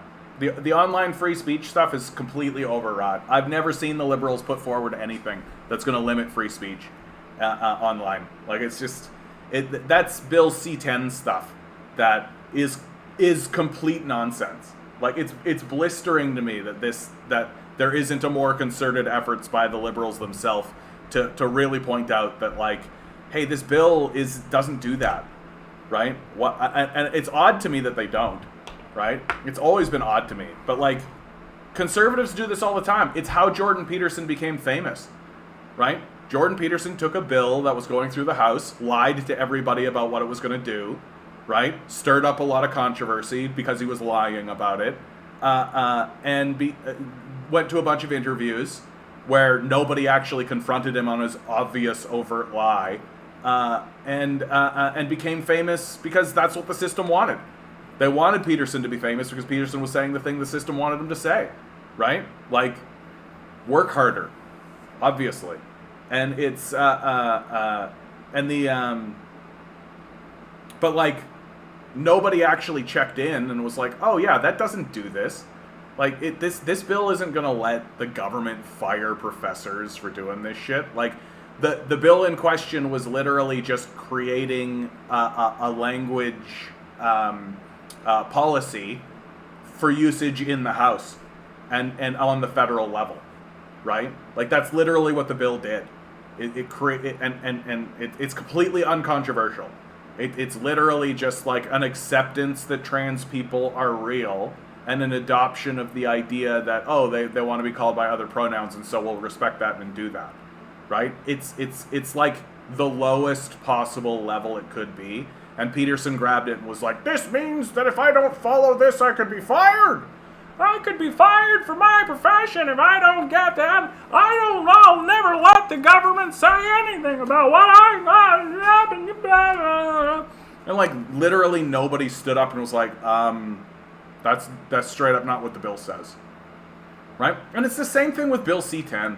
People are walking around being like, oh, Bill, the liberals are trying to take away your free speech. This is going to let them remove you from the YouTubes. Like, literally what the legislation is it's taking the laws that exist for film and television here in Canada and applying it to the internet. That's what it is. That's what the law is. Like, it says a certain amount, if you want to broadcast in Canada, a certain amount of your content has to be Canadian, right? That's what the law is actually doing. And if, and I don't know why I need to point this out. I don't know why I need to point this out. If a government wants to remove people from platforms, and if a government wants to silence people, and if a government wants to actually remove people's free speech, it doesn't need to pass a law to do it. Right? It doesn't need to pass a law to do it. It's just going to do it. Right? Like, it doesn't need to announce that it's going to do it. It's just going to do it. And also, we have law. We have a law in Canada that protects us from exactly that thing already. It's called the Charter of Rights and Freedoms, right? The Charter of Rights and Freedoms protects us from the government silencing us, right? The government going to YouTube, for example, and saying, remove John from YouTube, is a clear violation of the Charter. Straight up. Like, it's black and white. So, like, the Liberals aren't passing legislation in order to remove people's online free speech, right? That's just Jordan Peterson nonsense. That's just like, I've read George Orwell's 1984, and this is just like that. Like, it's that. That's all it is. It's just stupid. It just kills me, dude. Yes, communism makes complete sense, and capital is the real problem. We all agree. The solution is fascism. Yeah, exactly. But that's kind of what it is. Like, that is kind of what it is. It's odd as shit, but it's exactly what's happening. That, like, Tucker Carlson is standing in front of you and being like, communism makes complete sense, and Karl Marx is a great guy. Capitalism is the real problem, and what we need to do is round up the Jews. Whoa. Like, really? I just had someone hand me a local Liberal candidate pamphlet at my door. Fantastic, dude. What a time to be alive, right? Yep, means testing is a time-honored way for reactionary elements to destroy social programs, of course. Right? That's the path to privatization, which is always their goal, 100% of the time. Right? That conservatives exist to privatize. That's what they do. And the Liberals exist to help them do it. And every so often, we as a populace get our shit together, demand something. We usually get it when we do it, right? When we do it. And then the Liberals and the Conservatives work together to just steadily erode it so that they can justify privatization. Because we have the memory of a fucking goldfish. All right, we're going to do some rapid fire. From left flank veterans. The country of chattel slavery, Native American genocide, dozens of coup and invasions. Wow, dozens, wow. Has deemed yelling outside private property as crossing the line. I love this one. This one's exactly how I feel about it, dude. Like, oh, we're getting all upset because there's people screaming at judges who are delegitimizing their own institutions. You know what the history of America is, right? So many centrists and liberals act as though progress as they know it has happened thanks to the magical natural tide of history, rather than people far more radical than them disregarding respectability politics and changing things by stepping right through decorum. Any moron telling you not to protest at the home of a politician or judge wants you to forget that we used to drag loyalists out and pour hot tar and feather over their body. We could go back to that, like, tomorrow if we wanted.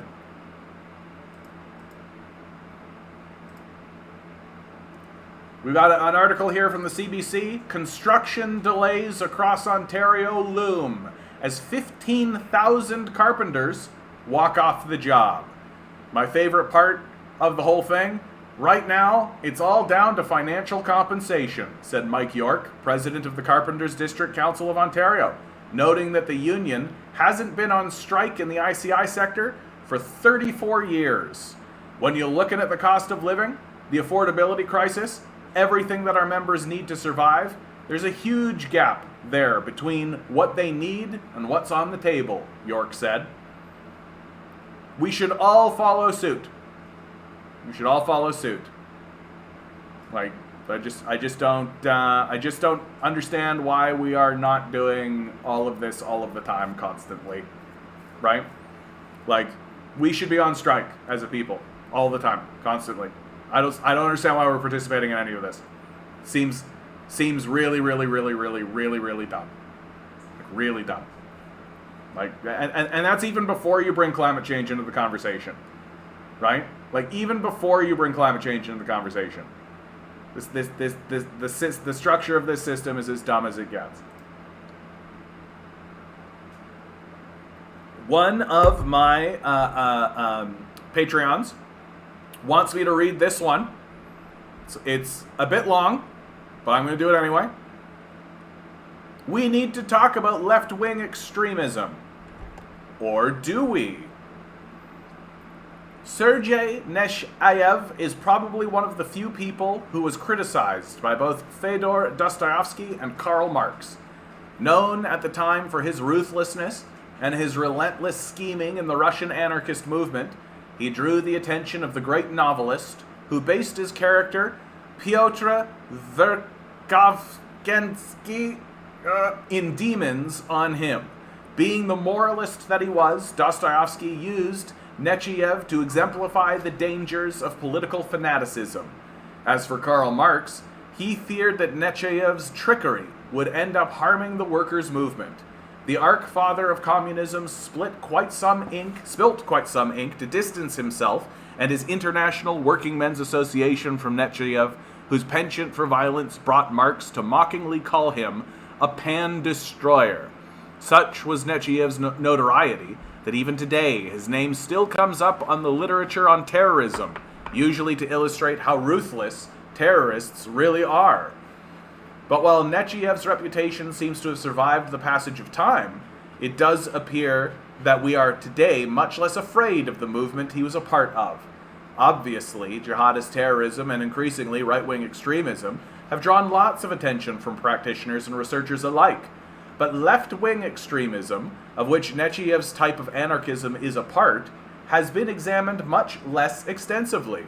Much of the recent research about left-wing extremism is either about the left-wing terrorist groups from the 20th century or about the Naxalist insurgency in India. Recently, however, there have been concerns among the government actors that perhaps we should take more note of what is happening in the left-wing extremist movement. For instance, in a position paper distributed in late June 2021, the EU Counterterrorism Coordinator quoted 2 EU threat assessments as saying that the threat stemming from violent left-wing and anarchist extremism is still considered low, but increasing, due to the fact that more member states have been affected in 2020. This paper was the basis for a discussion of the Working Party on Terrorism in early July. At that same meeting, a Europol representative gave a presentation in which they said, the threat deriving from violent left-wing and anarchist extremism at EU level can be described as increasing and evolving. The presenter also calls on stakeholders to issue more information to get a better assessment of the threat. So, have we been ignoring something problematic? Should we indeed pay more attention to left-wing extremism? The answer to these questions lies in the actual violence left-wing extremists engage in, as well as in the extent to which violence is currently acceptable to those on the far left. In this perspective, I will go into both of these aspects. In doing so, I will focus on the leftist strands that are today most likely to pose violent threats, i.e., anarchism and the Antifa movement, which of course clearly overlap. I will also address the question whether nonviolent left-wing extremism is a problem in the same way nonviolent right-wing extremism is. As the concerns mentioned above pertain mostly to the West, this will also be the focus of the piece. Intelligence assessments. A first way to assess the threat emanating from left-wing extremism in the West could be to look at the intelligence assessments from various European security services. Are they noticing something alarming? The German Federal Office for the Protection of the Constitution definitely does.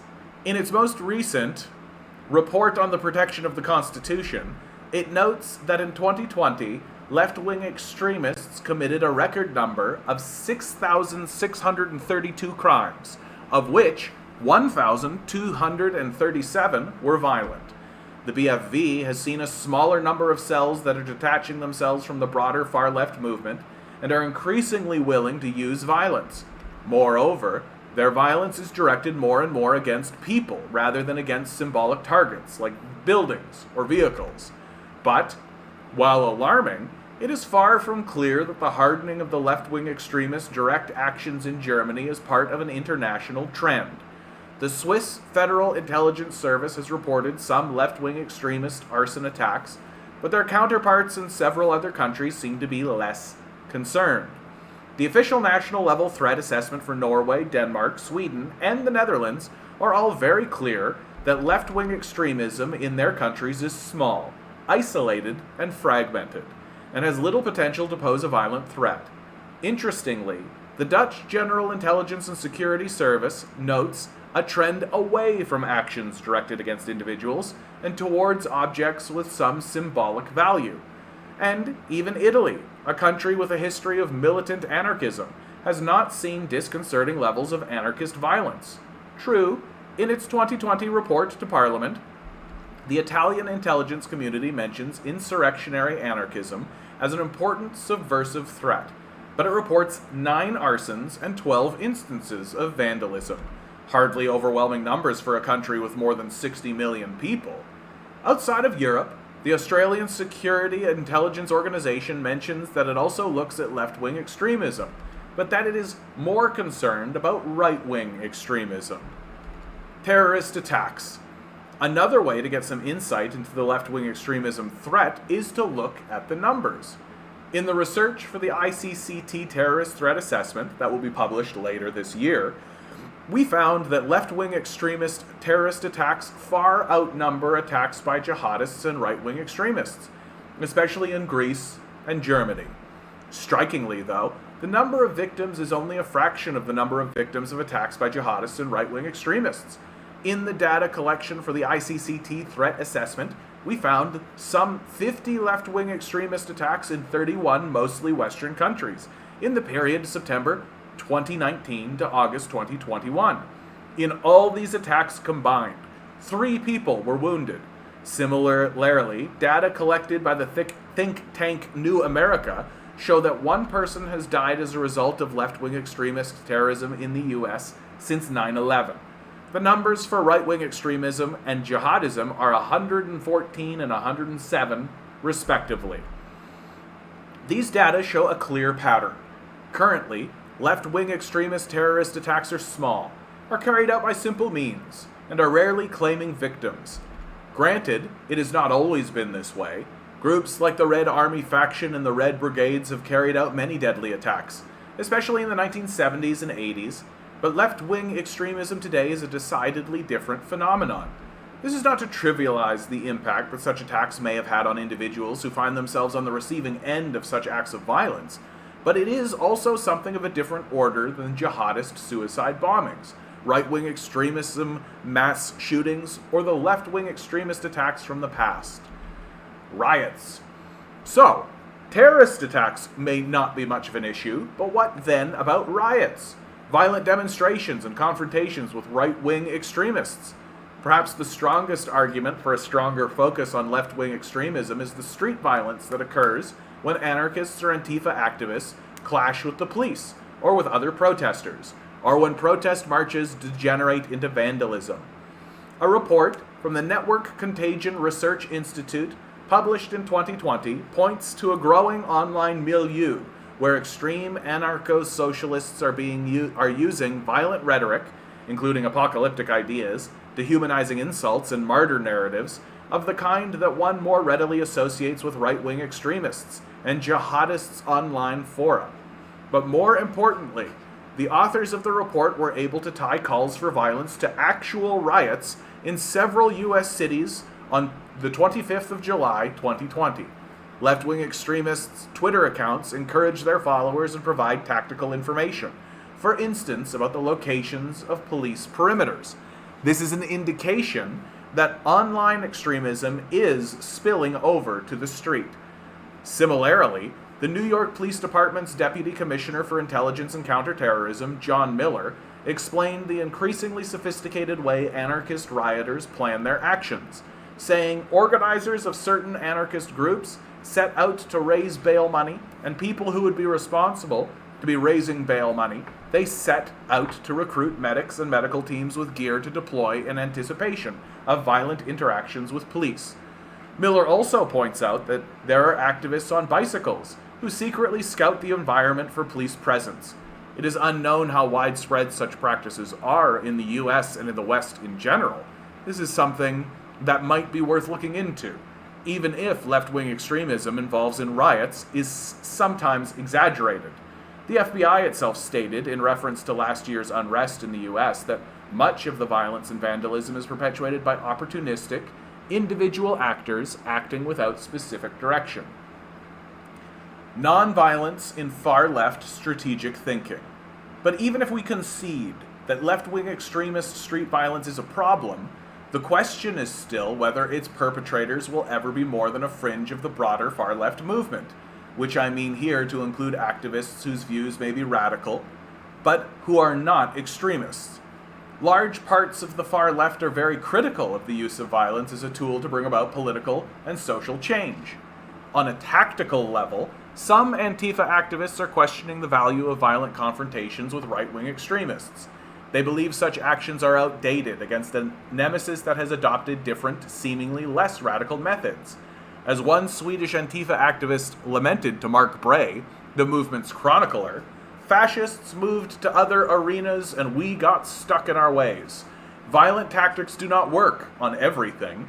We needed to restructure and think of new ways to confront them, but we didn't do that, so now we're falling behind. They are leading the way and we are chasing after them. Another expressed similar reservations. With populist movements, it is hard to always justify militant strategies against them as a public opinion is shifting, as the violence of the far-right advocates is not clear and apparent. Here, the classic anti-fascist strategy meets its limits. Others fear that violent action could become a goal in itself for those who engage in it, for a feeling of elation, a rather macho sensation of power. Thus, they claim, it achieves nothing, except that it provokes a police response against the entire movement, and that it gives the media the opportunity to portray anarchists as violent thugs, without any meaningful political goals. Moreover, as violent action tends to be the work of small groups of activists, such damage to the movement is done in an undemocratic manner. In the words of a participant in the Occupy movement, I do think there is a kind of violence in the way property destruction affects others without their consent. A small group of people making decisions that affect the safety and reputation of the whole movement is not what democracy looks like. That is what violence looks like.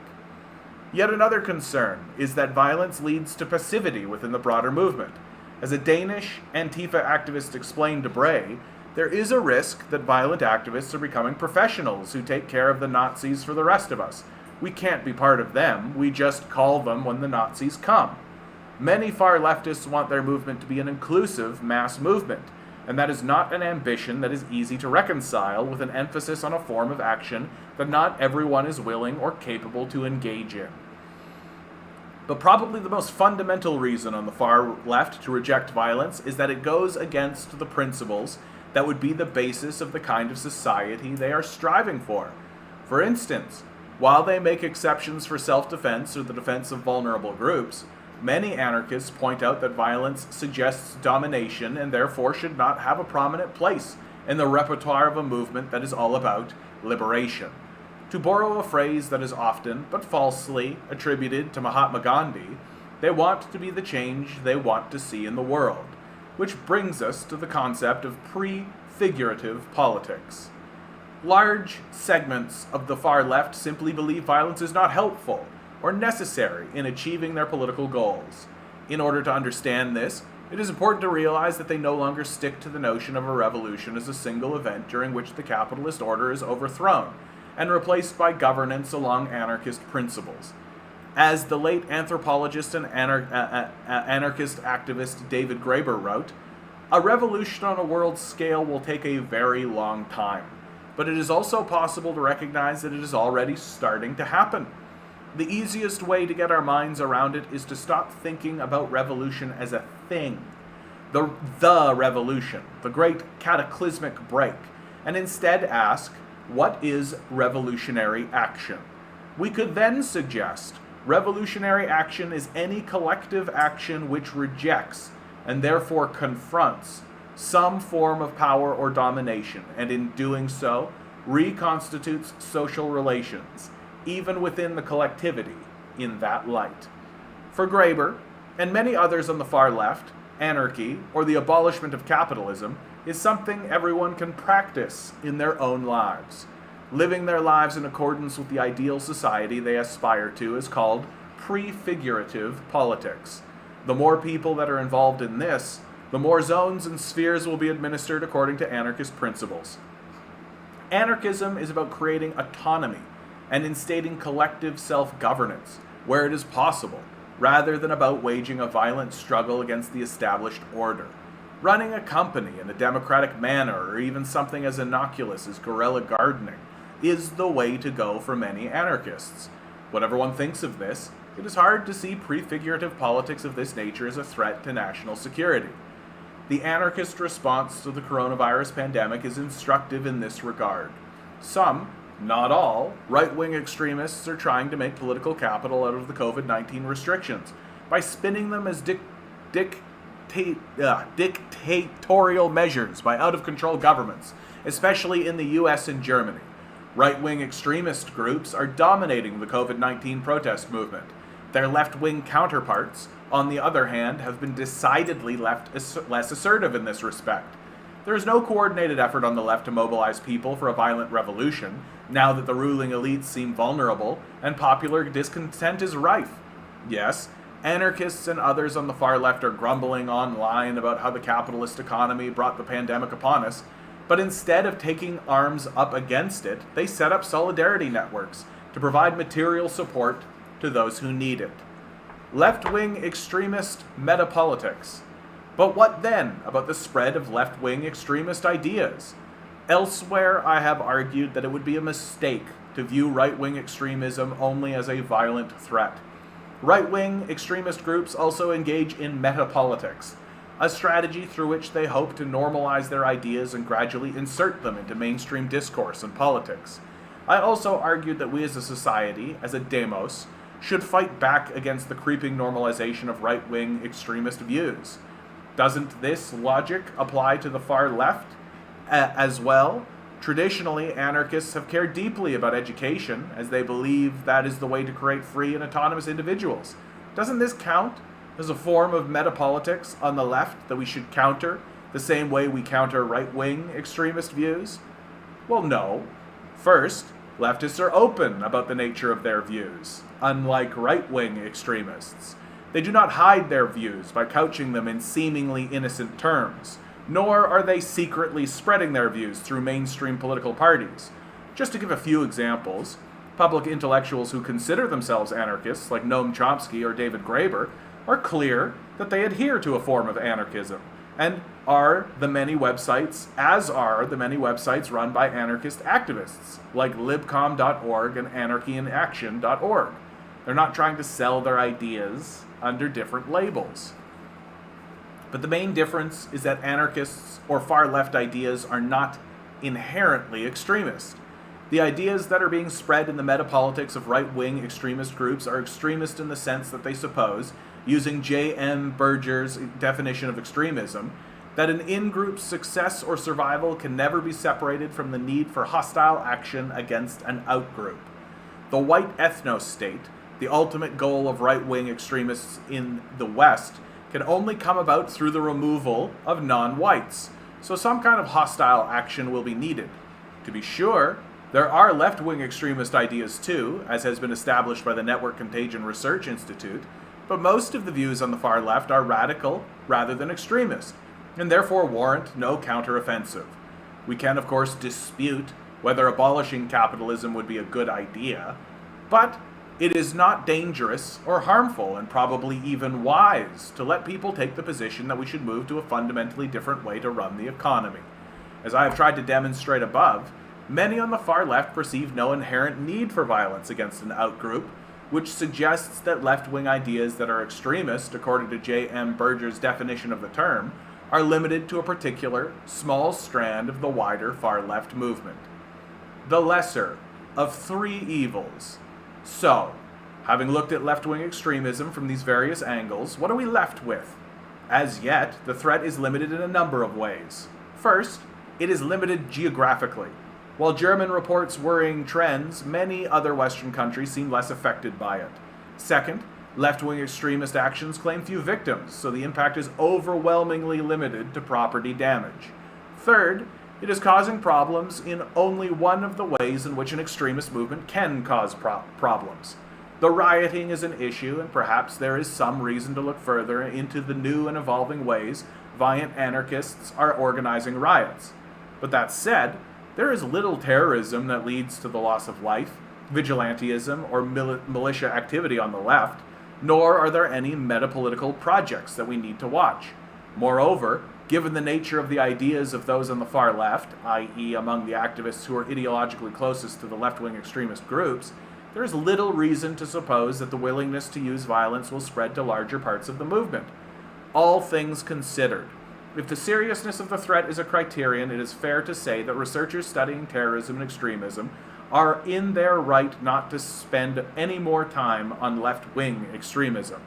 Fairness means we hold all forms of extremism to the same standards, not that we consider all forms of extremism to be equally dangerous and harmful. The latter will only lead us down the road to false equivalencies or phenomena that are fundamentally different. Jihadism and right-wing extremism are at present simply bigger threats, and therefore deserve more attention from researchers and policymakers in the security domain.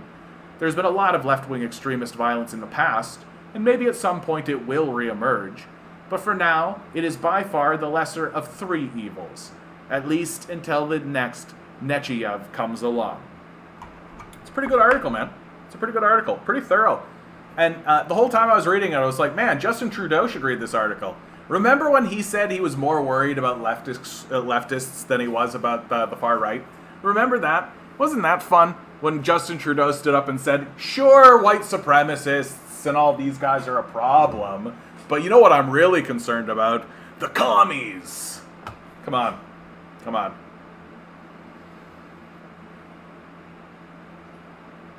So who did that guy think he was going to free ride earlier? I don't know, dude. I don't know, boy. I don't know. Stop acting like violence against Nazis is outdated. Do you know how long people have said, okay, we'll unban the party, but no more, and okay, we'll make him chancellor, and let him remilitarize, yeah, and give him Austria. Exactly.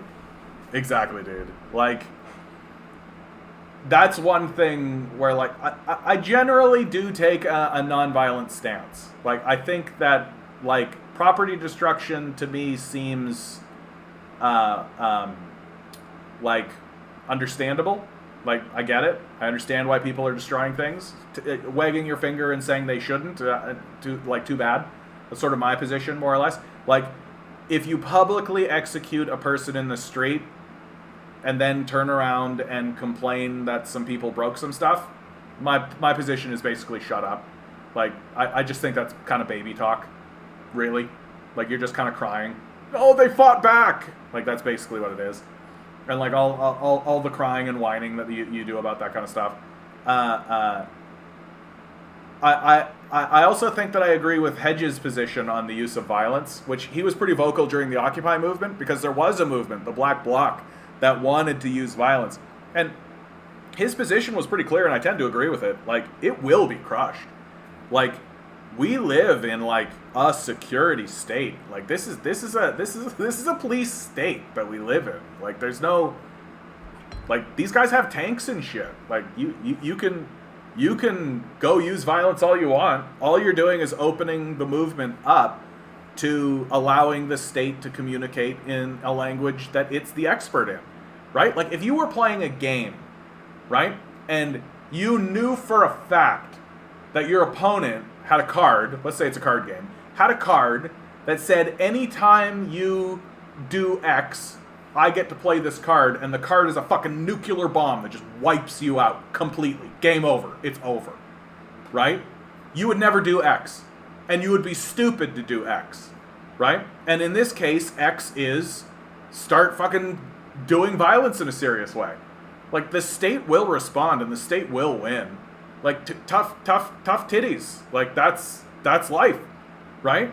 Like, what are you going to do about it? And there's a bunch of other stuff that you can do about it, right? There's a bunch of other stuff that you can do about it. And that we should do about it. I also think that violence would actually not solve the problem, right? This is something that happens every so often in this, right? Like that we... oh, by the way, DM, good to see you, bud. I didn't actually say hi to you. And Grinning, you missed the number draw. It was a 10. What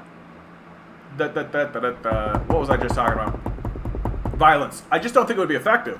Like we don't live in Europe, right? Like, it's one thing to say, let's form up a leftist group and storm the Capitol, and let's go into Warsaw, or let's go, like, all this kind of stuff, right? Like, in Russia, the revolution occurs because there's general broad consensus against a feudal king, right? Like, come on. Like, we're talking about a feudal king here. If we, let's say this organization right now, right? If we formed ranks and said, we're getting militant, we're going to pick up guns, we're going to learn how to shoot these guns, we're going to get, like, really hardcore about it, and we're going to fight and be super ninja fighter warriors, right? Like, let's say we did it. Okay, let's say we went down to Ottawa like the trucker convoy did, right? Let's say we got all the resources. Let's say Elon Musk, for whatever reason, decides to just go full commie, and he's just like, I've got billions of dollars, let's fund this. Let's get thousands of people involved in this. Let's storm Ottawa, and we actually took Ottawa, right? Let's say we did it. We kicked in the door, and we shot at all the politicians, and we had a trial, and we hung all of these guys, and we started to pass edicts and all this kind of stuff. The country wouldn't survive it. The breakup of Canada and the United States, like if you went down to Washington and did this, would be instantaneous. Like, you're going to storm Ottawa, you're going to go in there, you're going to overthrow this kind of stuff. Okay, Alberta's gone. British Columbia's probably gone, right? Like, they're not going to hang out. Like, they're not going to be like, yeah, cool, like, we're going to just be part of this. Like, that's not going to happen, right? So, like, it would be a critical failure in a big, big way. And the more I think about it, the more I really am just like, yeah, like, stop, like, the focus is on local politics now for all of us, right? Go talk to your neighbor. Go talk to your local churches.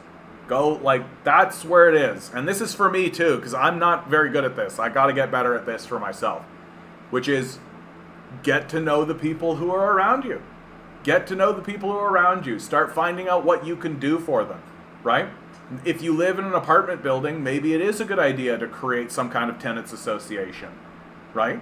Like, creating a tenants association and getting all of your neighbors involved in it could have huge beneficial impacts, right? And you would be operating within the structure of the society. You'd be doing local politics right there, right?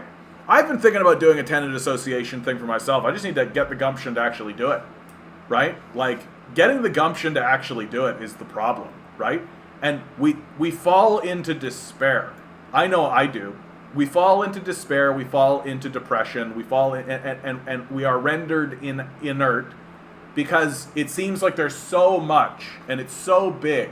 And how do we do it? Well, you know what you do is you stop thinking about this, right? You stop thinking about this and you start thinking about this, right? And let's say you lived in Brampton. I'm not going to dox myself for you guys, right? Like, you got to start thinking about this, right? But even more than this. Let's say you lived in, like, Chinosi Park. So you got to think about this, right? Like, you got to think about this. Let's say you lived right on this corner. So you got to think about this. Even more than that. You got to come right on down. And let's say you lived, like, that's the 2 Hanover apartment. Let's say you lived here. You got to think about this, right? So this is your world now, right? You got to stop thinking, and I got to stop thinking. We all got to stop thinking about this. Not even this. Not even this. Not even this. Got to bring it all the way back down, right, to wherever you are. Boom. Like, that's what we've got to be doing. And that's the truth. That's the reality. I tend to be way too big in the way I think. Right? I care about world politics. I care about the society at large. I like to pay attention to world politics, and we're going to go through this very, very soon. You'll see why. But the truth is that that's not enough. That's not the winning strategy. The winning strategy is get to know your neighbors. Find out what you can do for your neighbor. That's really what it is. Hey, if we had the power to genuinely change things in the interest of the working class, we absolutely would have no mercy. I mean, we absolutely would have no mercy. I mean, you guys know me. Like, the climate change disinformation campaigns that got run against us, those people should be, like, we should arrest those people and put them on trial. Like, we should arrest those people and they should go to prison forever. Like, throw away the key, forget where we put them. Like, they should be gone. Because, like, has there ever been a darker thing perpetrated against the human species? Like, that's fucking dark, dude. That, like, hey, we just found out that burning carbon emissions is going to destroy the species. Tell them the opposite is true. Shouldn't we maybe tell them the truth about that? No, tell them the opposite is true. The science isn't in.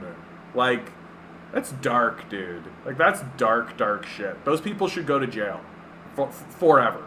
Like, we literally, like, hanging them in the gallows would be a mercy. Like, that's genuinely how I think about that subject. And until we actually do arrest those guys, we're not taking climate change seriously at all. That's my position. Like, until we actually incarcerate, try, and put those people in prison, people who overtly lied about the existence of climate change, like, their own scientists were saying to them, yeah, this is real and we should do something about it. And their response was, do the opposite and lie to everyone. For money! Jail. Forever. Huge tribunals. It should be a world spectacle. Like, and until that happens, we don't give a fuck at all. Trotsky.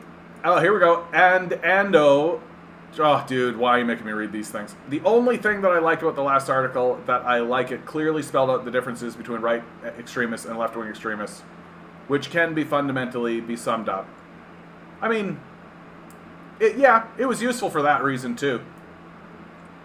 But, like, I think it's useful for us to have regular check-ins and ask, like, violence. Because there's going to be lots of people, we're going to encounter a lot of people who are going to be like, yeah, violence, let's go. And I'm just not convinced. Like, I'm really not. Like, we're like, leftist movements have fought back before and are always crushed through history. And then even when they're successful for a moment, they get crushed, right? And that was all, like, when everybody was using swords and shit. Like, now the people who have military control and police control have, like, tanks, right? Like, but my view is kind of like the fight is over. Like, we're not gonna succeed along those lines. That if it gets bad enough, you can do it if you're suicidal, I suppose. But, like, and also I have big questions about its effectiveness. Like, is it actually going to be effective? Is it going to work? Yeah, wasn't it JFK that said, those who make peaceful change impossible make violent revolution inevitable? Talk about how the system creates the need for drastic measures. Yeah, no shit. Well, this is why I say, man, like, mass strikes is the way to do it. Like, just stop participating in their bullshit. Like, stop going along with this dumb bullshit. And start erecting alternative models that exclude capitalists on purpose. Like, that's what we have to do.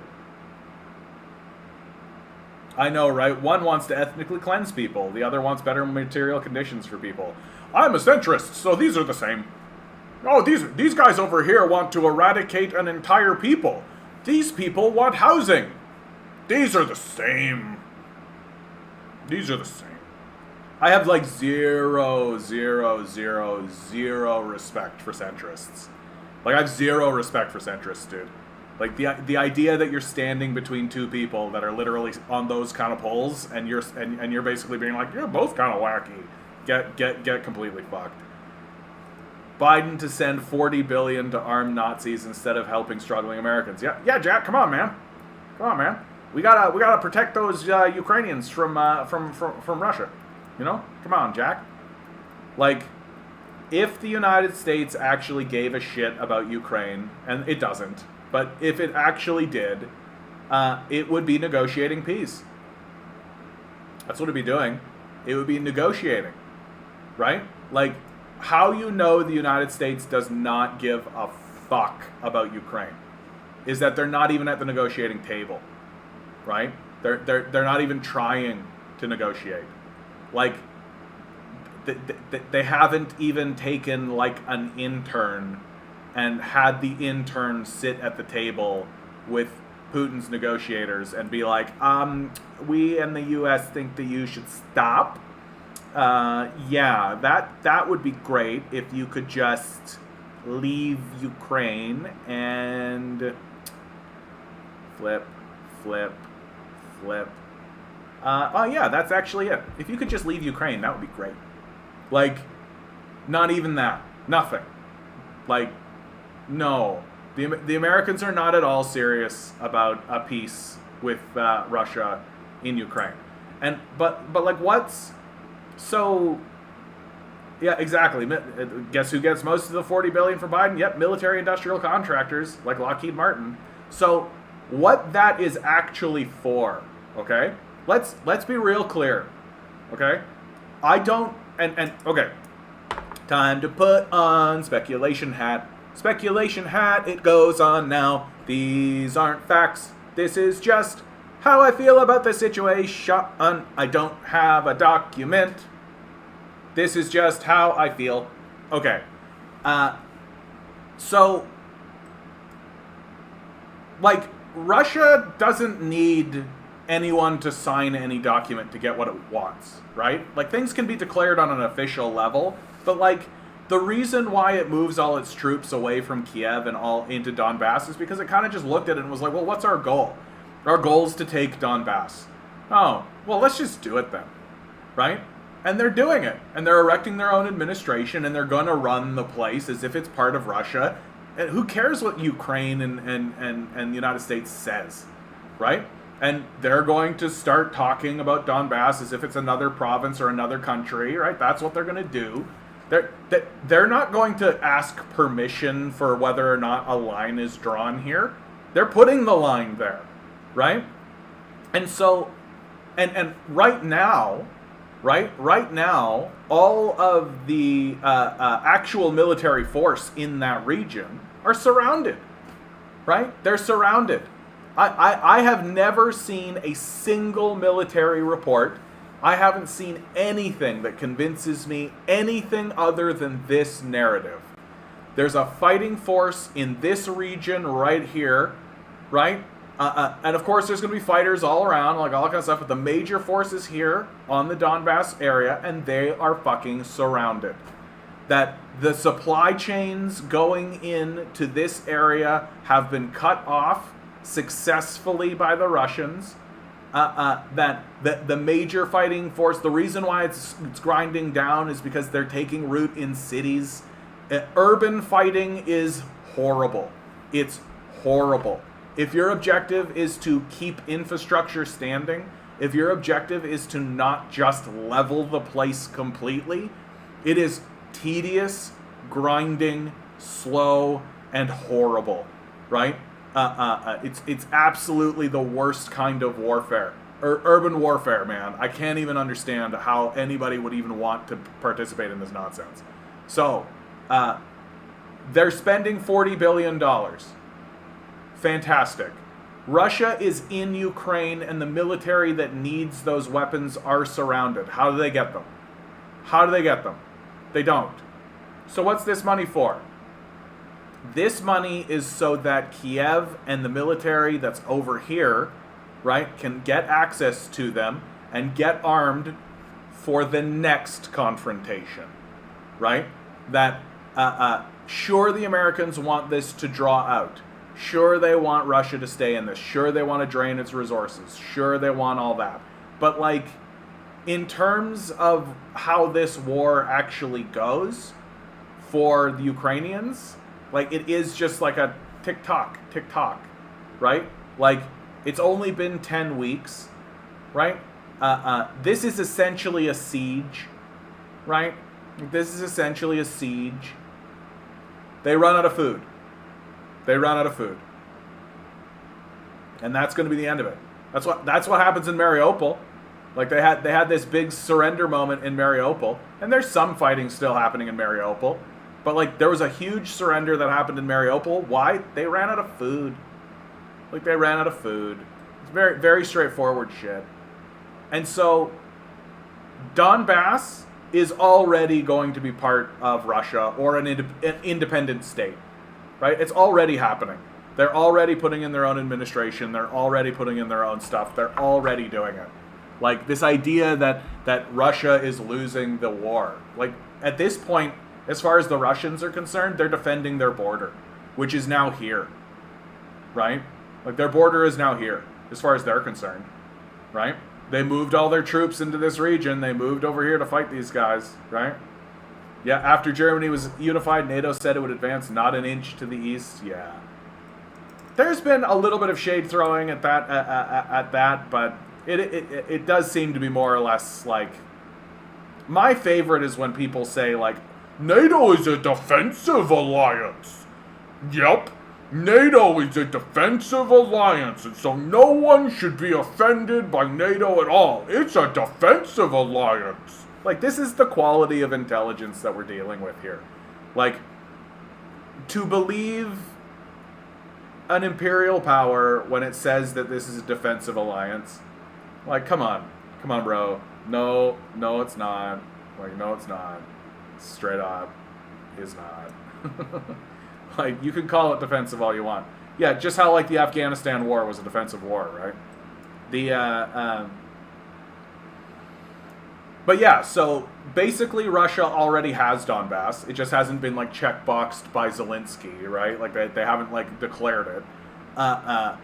There is some... I've seen some credible information that says that they're trying to take up Odessa, and that they might actually expand along the coast here, right? How it all looks in the end is up for grabs. So they're sending in $40 billion. Well, none of that's actually going to get to where these fighters are. So this conflict, near as I can tell, it's not resolved, but, like, it's not going to suddenly go the Ukrainians' way. So this $40 billion is just to arm Ukraine up to the teeth, so that they'll be a militant anti-Russia force that Russia might think twice about fighting with again, right? That's what it's for. It's not for this conflict, it's for the next one. I see a lot more reports where there are different regions wanted to join Russia. Of course. No, of course, dude. Like, you want to convince sections of your society to break off and join other places and think about not being part of the country? Let the Nazis have power. Like, give the Nazis any amount of power. All you got to do is interact with these guys once, and you're just going to be like, oh yeah, time to get out of here, right? Like, for fuck's sake, like, over here in the United States, people are like, we should secede because the wrong guy got into office, even though he's essentially another milquetoast neoliberal. We should secede. Well, what do you think you'd be saying if a literal Nazi took over? Like, a literal Nazi, right? I'm not saying Zelensky's a literal Nazi. But so what if there was suddenly a battalion in the United States military that was explicitly neo-Nazi, right? I think a lot of people would be like, I'm not cool with my military having a battalion that's explicitly neo-Nazi, right? So I wouldn't be surprised by that narrative at all, dude. And I've been seeing lots of stuff saying that, like, a big reason why the Russians are having so much success is because there's a lot of the Ukrainian military that just doesn't have the fighting spirit. right? They're just not actually in for the fight because they're looking at it being like, the Russians are saying that they should denazify this place. Maybe they should? Like, maybe that's not a bad idea to denazify the place? Just saying, you know? Like, it's complex and it's difficult, but like, the idea that fucking we're putting another $40 billion into Ukraine, like, come on. Come on. I seen a birulot? What's this word, bro? What's this word? Birulot. Let me try to figure. I seen a blight? A blot? I don't know what you're saying. I don't know. I give up. Yeah. We could be outgunned, but if the end of the world is certain and it starts to happen, we could take revenge. Yeah, there is that. Like,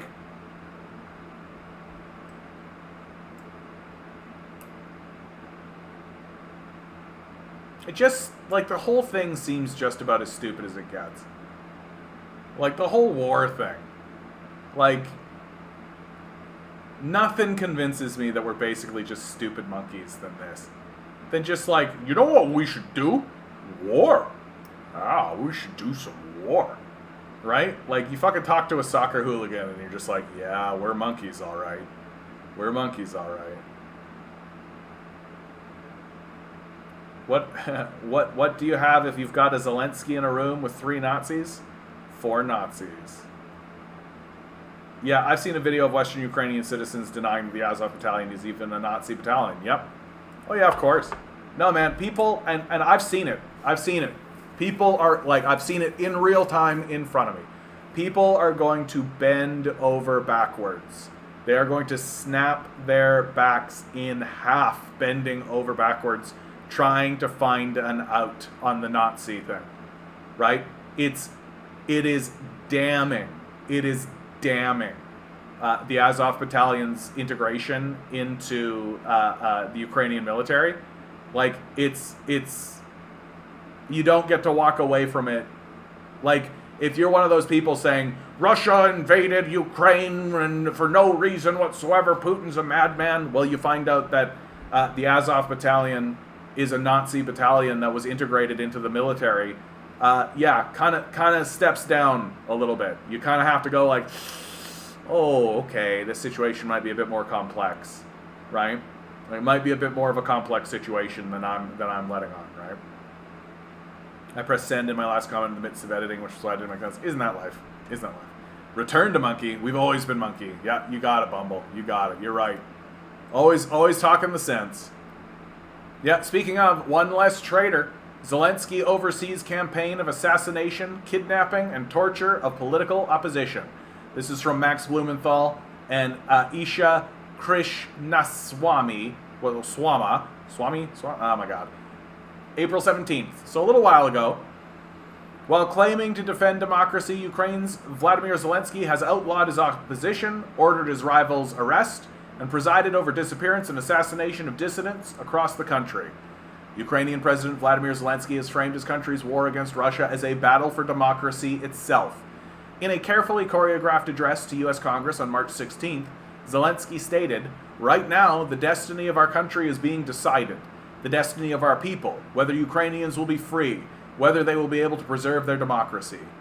U.S. corporate media has responded by showering Zelensky with fawning press, driving a campaign for his nomination for the Nobel Peace Prize, and inspiring a flamboyant musical tribute to himself and the Ukrainian military during the 2022 Grammy Awards ceremony on April 3rd. Western media has looked the other way, however, as Zelensky and top officials in his administration have sanctioned a campaign of kidnapping, torture, and assassination of local Ukrainian lawmakers accused of collaborating with Russia.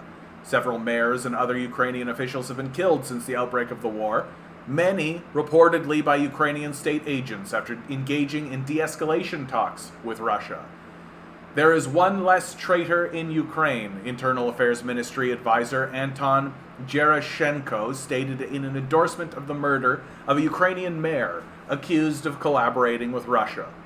Zelensky has further exploited the atmosphere of war to outlaw an array of opposition parties and order the arrest of his leading rivals.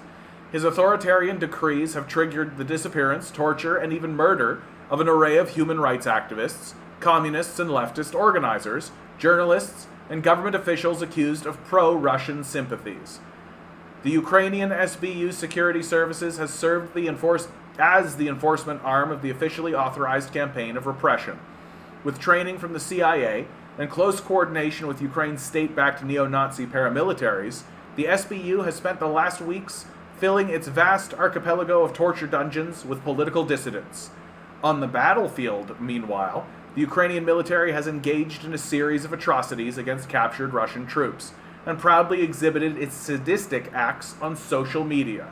Here, too, the perpetrators of human rights abuses appear to have received approval from the upper echelons of Ukrainian leadership.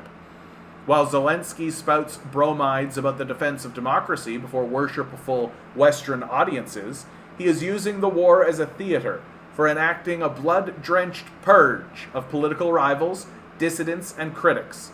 The war is being used to kidnap, imprison, and even kill opposition members who express themselves critical of the government. A left-wing activist beaten and persecuted by Ukrainian security services commented this April, "We must all fear for our freedom and our lives." Torture and enforced disappearances, common practices on Ukraine's SBU.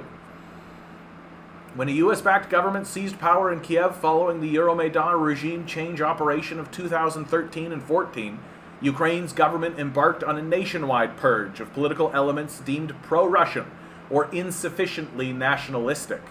The passage of decommunization laws by the Ukrainian parliament further eased the persecution of leftist elements and the prosecution of activists for political speech. The post-Maidan regime has focused its wrath on Ukrainians who are advocated a peace settlement with pro-Russian separatists in the country's east, those who have documented human rights abuses by the Ukrainian military, and members of communist organizations. Dissident elements have faced the constant threat of ultra-nationalist violence, imprisonment, and even murder. The Ukrainian security service known as the SBU has served as the main enforcer of the post-Maidan government's campaign of domestic political repression. Pro-Western monitors, including the United Nations Office of the High Commissioner and Human Rights Watch, have accused the SBU of systematically torturing political opponents and Ukrainian dissidents with near total impunity. The UNOHCR found in 2016 that arbitrary detention, enforced disappearances, torture, and ill treatment of such conflict-related detainees were common practice of SBU. A former Kharkiv SBU officer explained. For the SBU, the law virtually does not exist, as everything that is illegal can be either classified or explained by referring to state necessity. Yevon Karas, the founder of the infamous neo-Nazi C-14 unit, has detailed the close relationship his gang and other extreme right factions have enjoyed with the SBU. The SBU informs not only us, but also Azov, the right sector, and so on, Karas boasted in a 2017 interview. Kiev officially endorsed assassinating Ukrainian mayors for negotiating with Russia. Since Russia launched its military operation inside Ukraine, the SBU has hunted down local officials that decided to accept humanitarian supplies from Russia or negotiated with Russian forces to arrange corridors for civilian evacuations. On March 1st, for example, Vladimir Strok, the mayor of the eastern city Kremenia in Ukrainian-controlled side of Lugansk, was kidnapped by men in military uniform, according to his wife, and shot in the heart. On March 9th, pictures of Strok's visibly tortured body appeared. A day before his murder, Strok had reportedly urged his Ukrainian colleagues to negotiate with pro-Russian officials. Anton Gerashenko, an advisor to the Ukrainian Ministry of Internal Affairs, celebrated the mayor's murder, declaring on his Telegram page, "There is one less traitor in Ukraine. The mayor of Kremina in Luhansk region, former deputy of Luhansk parliament, was found killed." According to Gerashenko, Strok had been judged by the Court of the People's Tribunal. The Ukrainian official therefore delivered a chilling message to anyone choosing to seek cooperation with Russia. Do so, and lose your life. On March 7th, the mayor of Gostomel, Yuri Prilipko, was found murdered. Prilipko had reportedly entered into negotiations with the Russian military to organize a humanitarian corridor for the evacuation of his city's residents, a red line for the Ukrainian ultranationalists who had long been in conflict with the mayor's office.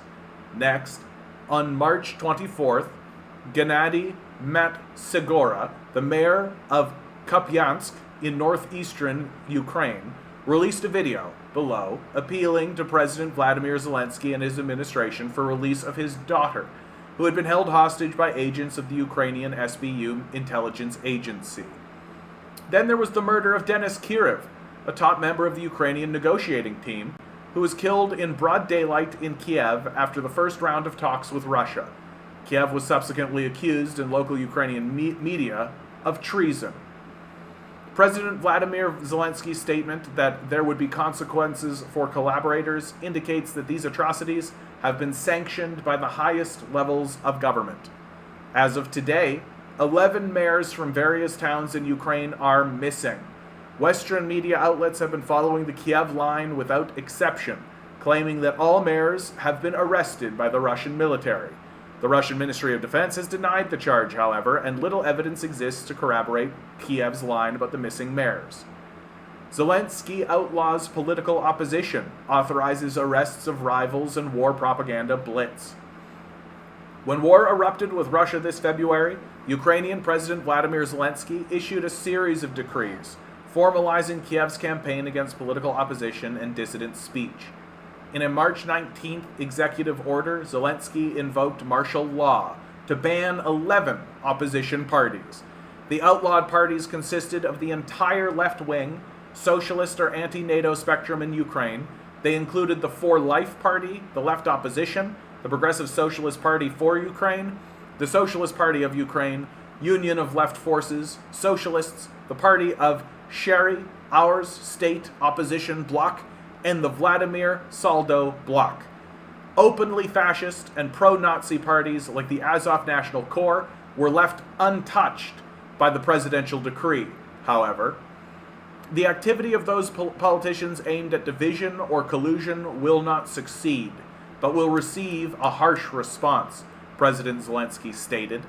As he wiped out his opposition, Zelensky ordered an unprecedented domestic propaganda initiative to nationalize all television news broadcasting and combine all channels into a single 24-hour channel called United News to tell the truth about war.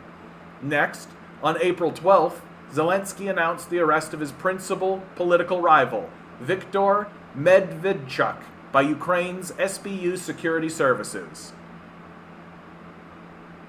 The founder of the second largest party in Ukraine, the now illegal Patriots for Life, Medvedchuk is the de facto representative of the country's ethnic Russian population. Though Patriots for Life is regarded as pro-Russia, in part because of its close relations with Vladimir Putin, the new chairman of the party has condemned Russia's aggression against Ukraine. Members of the state-sponsored neo-Nazi Azov Battalion's National Corps attacked Medvedchuk's home on March 2019, accusing him of treason and demanding his arrest. If we're still good. Yeah, I'm going to go forward. Zelensky's administration escalated the assault on his top opponent in February 2021 when he shuttered several media outlets controlled by Medvedchuk. The U.S. State Department openly endorsed the president's move, declaring that the United States supports Ukrainian efforts to counter Russia's malign influence. 3 months later, Kiev jailed Medvedchuk and charged him with treason. Zelensky justified locking away his leading rival on the grounds that he needed to fight against the danger of Russian aggression in the information arena. Medvedchuk escaped house arrest at the onset of the war between Russia and Ukraine, but is a captive once again, and may be used as collateral for a post-war prisoner swap with Russia.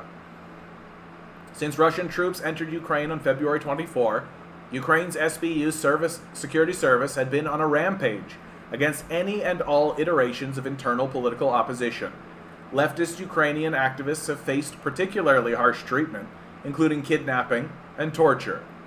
This March 3rd, in the city of Dnipro, SBU officers accompanied by Azov ultra-nationalists raided the home of activists with the Left organization, which has organized against social spending cuts and right-wing media propaganda.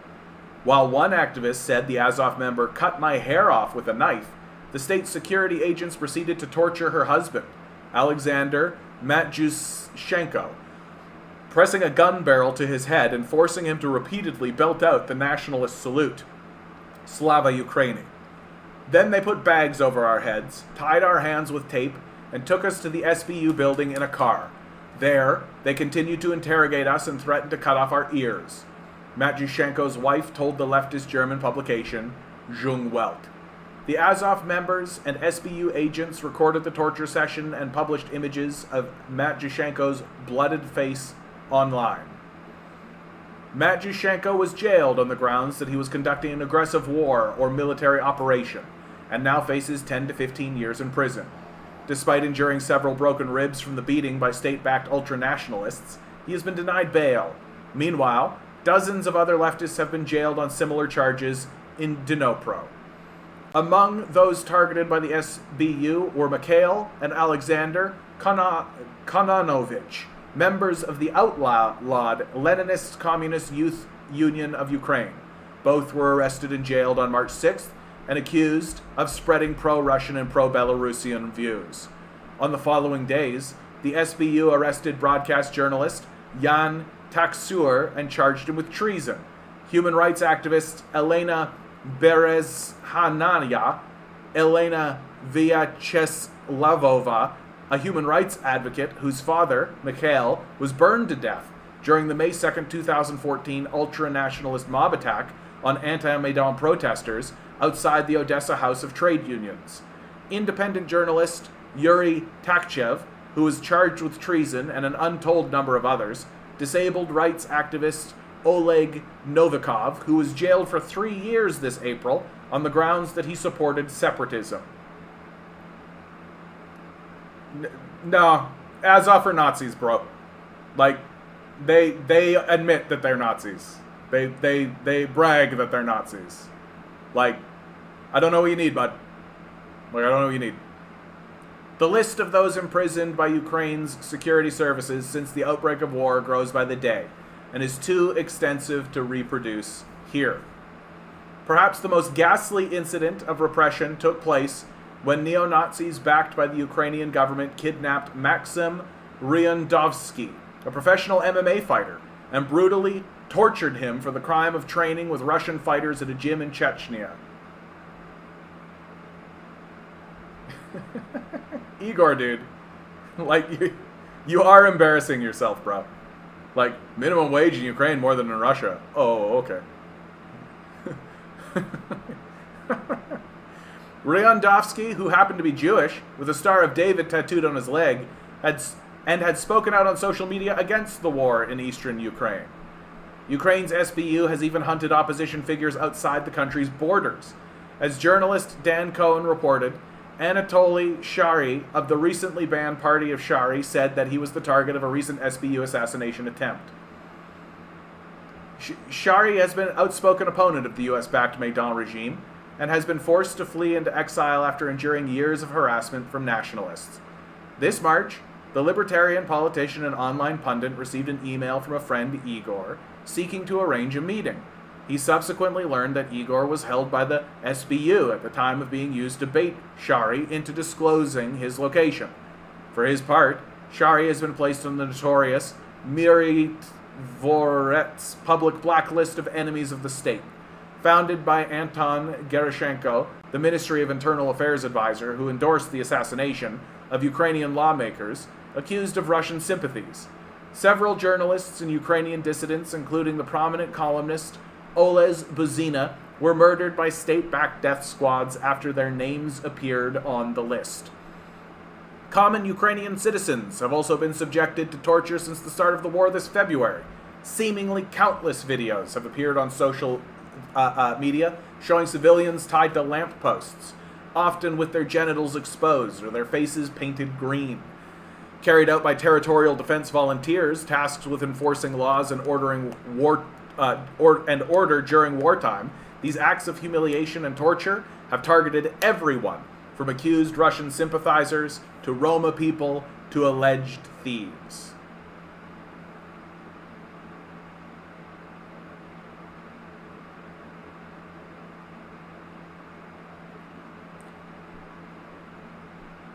So we got like a Nazi apologist in the chat now. Like, no, bud, no. Like, they defend their land by going to Donbass and shelling people in Donbass. They never attacked Russia, except Russian citizens, obviously, in Donbass, right? They are heroes. So we got a real, like, true believer, right? Your opinion is meaningless to me, bud. Like, yeah.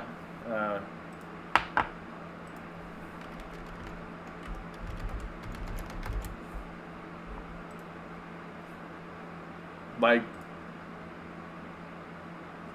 that's like that's despicable.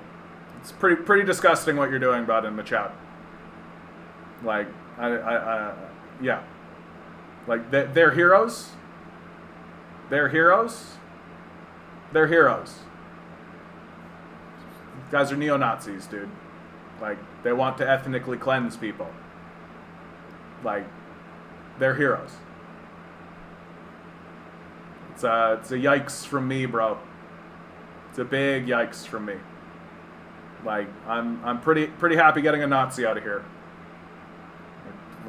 Just vicious, dude. Much more on this. Okay. No, I think I'm good with this.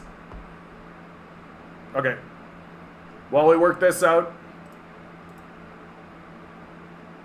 Like, this is where the Communist Party of Canada is at, by the way. Hello, dear comrades and friends. This is Elizabeth We Rowley, can the only leader. be safe once the Russian tyrant and his armies are entirely vanquished. Yeah, just starting a war in the Donbass, right? Like, ethnically cleansing citizens. Normal shit. Normal shit.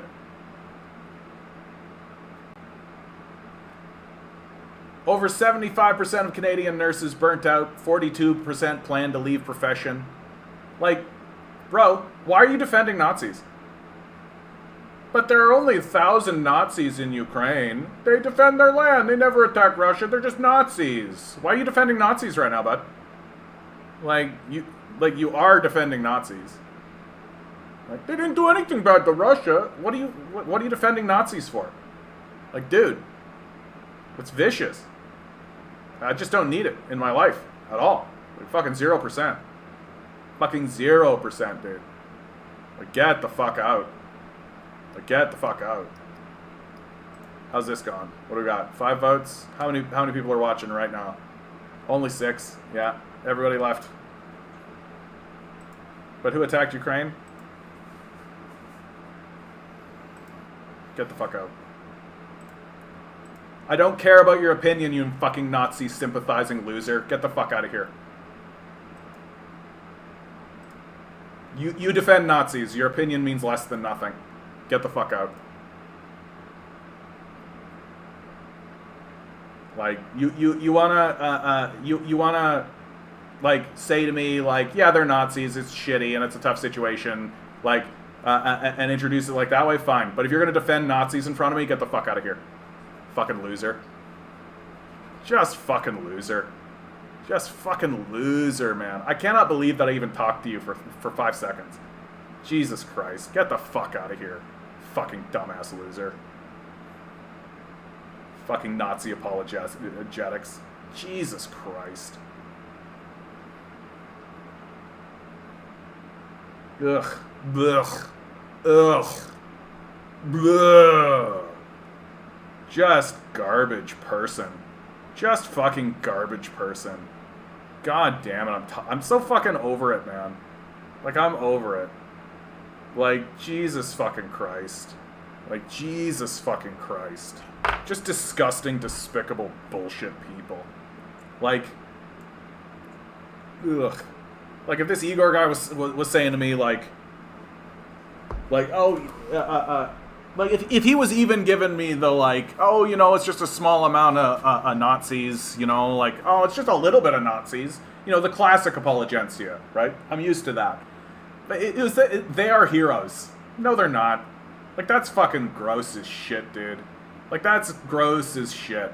Like, that's some illiterate, garbage, total fucking nonsense trash. Yeah, why would a white supremacist culture want you to do a search on denazification, bud?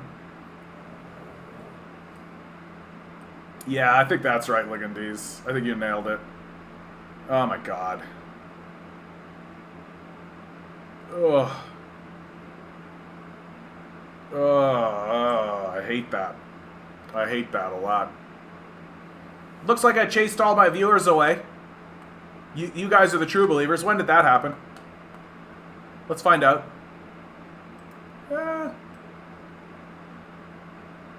We got a good spike in right around 7. It starts to decline about 7:30. Yeah, okay. Stream health. You know what, man? I'm happy with this. I gotta tell you. I'm happy with this. Cubans from Florida energy. Yeah. Fuck yeah. Well, that's derailed the shit out of the stream, dude. I don't not like Nazi apologetics. I can't even believe it. Like, I can't even fucking believe it. Like, no, I shouldn't say it's not the Nazi apologetics that fucks me up. It's like, cause like I'm used to that shit, right? Like, I'm used to people like downplaying the Nazis, saying that there's like a small amount of Nazis. The Nazis aren't that big a problem, right? That Nazis aren't you know, you know, and there are Nazis in Russia too, you know, like all of those sorts of talking points, right? Okay, fine. We could talk about that. That's fine, right? They are heroes. Bye. I don't need Nazis in my chat. Get the fuck out. Oh, on a lighter note, if you like Elden Ring, check out... You know what, man? I got 8 minutes left, and that's pissed me off so badly that I'm going to do it. The Mycia. Is this a game? Dude, I gotta actually finish Elden Ring. Don't start telling me to play another game. How much is this? This is probably like $1,000. No, probably like... I'm looking at it... I'm gonna say it's $80. What's the game cost? How come I can't find the cost? I can never do. Like, I don't know. Anyway, it doesn't matter.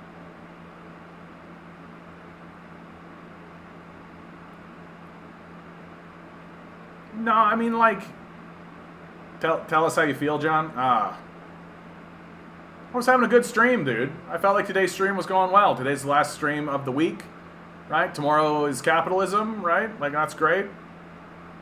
And then I fucking have to ban a goddamn, like, Nazi. Like, ugh. They are heroes. Like, are you fucking kidding me? Like, literally the Wikipedia page. Like, literally. Like, anything. Fucking, they are heroes. Ugh. Blah. Blah. Researchers gave homeless people money.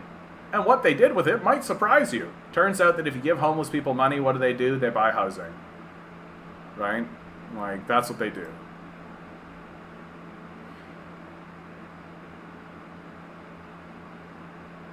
More than 2 million adults in UK cannot afford to eat every day, survey finds. Like, 1 in 7 adults estimated to be food insecure, up 57% from January, owing to rising cost of living. Why are we giving money to landlords, man? Yeah, reverse mortgages take off in Canada as more seniors look to age in place. Perfect. This is actually an interesting one. New York City wants to take 25% of its street space away from cars in favor of a walkable, bikeable city. Yeah. How about that? Yeah? That's a nice idea, man. It's a nice idea. Right? Fuck these cars. And honestly, like, writing's on the road, man. Like, we're going to get less cars up in this bitch. There's just going to be less cars. And it's going to happen real fast, right? The price of gas isn't going down, right? Like, people are having to make pretty serious choices about whether or not to even have a vehicle, right? Like, because if you can't afford to drive it, why even have it? Then you got to get it insured, you got to do this, that, and the other thing, forget it, right? Like, start demanding mass transit, start demanding biking lanes. Yeah, the kids are not okay. Oh yeah, I did want to read this one. I'm going to save this one for later. Because, like, this is the experience of a climate activist. She's the professor in social ecology and ecological economics, right? And she's going to talk. She goes and talks to kids and, like, presents them. Let's see if I can pull out, like, my favorite quote of the article was, oh yeah. One girl took the mic and held on to it. Her questions came fast and clear and were widely applauded by her peers. She was clearly channeling the zeitgeist in the room. This is my recollection of some of her questions. Why are you here talking to us? We can't do anything. Only politicians, only business leaders can make the big changes you are talking about. Why aren't you talking to them? Why do you talk to us about optimism, about possible actions, when we all know none of that will happen? All of these people in power have known about this problem for so long, yet the IPCC comes out with report after report explaining we have to act within just a few years, and nothing happens. Nothing changed. Why do you think this talk of yours to us can do anything? I answered as best I could. Not very well. I realized that times had shifted and that the 16-year-olds of today were in a place far beyond where those of 2019 were. Their mood was one of deep, cold frustration and betrayal, pessimism, even despair perhaps, but also disdain. I had failed them, for sure, but clearly so had the other grown-ups in their lives. I was shaken. Get fucked. Be shaken. Like, get completely fucked. Like, I've been saying it over and over again, man. Like, these 16-year-olds need full-scale revolt. Like, no one's gonna listen to anything else. Like, that kid there, who's talking there, is more grown up than the president of the fucking United States. Like, we need real grown-ups in the conversation, and we're just not getting them. Very, very simply, we're just not getting them. Like, I've said it over and over and over again, man. Like, we are going to study this moment in history, like the years after the Cold War ended, right? After the Cold War ended, till the event happens, right? We're going to study that time period for a long time. Like, we're going to be studying that event like we study, like, the collapse of the Roman Empire. Like, and the question we are going to be asking constantly is, why didn't we just stop? What crazed mania overtook us that allowed us to just do this, right? Like, we're heading for a real fucking bad time here, and even more than that, we're heading for this bad time, and the kids know it. Like, they know. They're well aware of it. That's the thing that I think our society is not going to actually be prepared for, right? Is an upswell of age, like 18-year-olds, right? Teenagers and 20-year-olds who know they're completely fucked over, who understand that they've been abandoned, who understand who the villains of the narrative are. We're not ready for it at all. Like, I like to I do talk about it like it's going to be like an absurdist cleanse. Like, there is going to be absurdism, but, like, what happens to a person if they literally have nothing to live for? Like, what happens to a person if they're living in an environment where everything is burning down around them? Literally. Like, the kids that are coming, dude, we're going to be begging for the Gen Zers back, dude.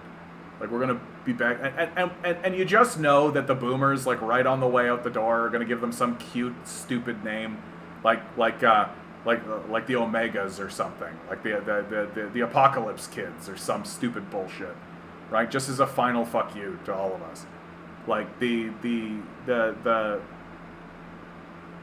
like. And I gotta tell you, I'm actually here for it. I am. I'm like totally here for it. Like, I have a nephew who's 12 right now. He's going to be getting to that point soon where he's going to be like aware of things, and he's going to have like a cognitive, like, and people are going to start talking climate change. He's going to understand, and he's going to eventually talk to me about it. And I'm going to level with him. I'm just going to level with him straight up, right? You've been completely deceived and betrayed by everyone. No exceptions. No exceptions. Like, people ask me, man, like, John, why don't you go become a teacher or something? Why do you invest in it? I'm just like, why? I'm not interested in joining in this treasonous pursuit, this total betrayal. Nah, no thanks. Like, I understand why people want to, and I'm not angry or judging them for it, but I'm not going to. Right? Be the change you want to see in the world? Okay, we should stop. So I stop. Like, I'm going to participate in this as little as I possibly can. Right? And if that means I have to make sacrifices, okay. Like, so what? It's just one life. It's just me. Like, it's fine. Like, it's so, like, what we're doing is such fucking total bullshit. It's such fucking total bullshit. And, like, we got fucking... Fuck that Nazi, man. Fuck that guy, man. He really totaled my mood. I was having a real good stream, man. I was going to end this stream. I was going to play some Elden Ring, right? Be my, like, Wolverine character. Like, go fuck some stuff up.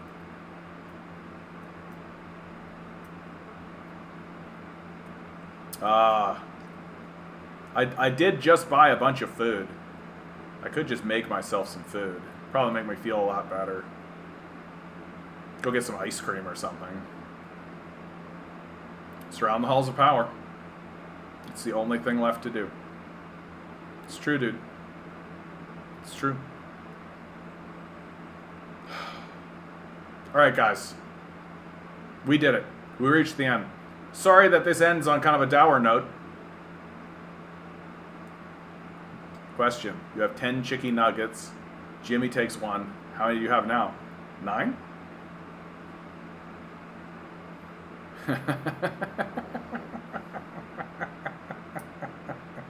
Ten chicken nuggets in Jimmy's hand.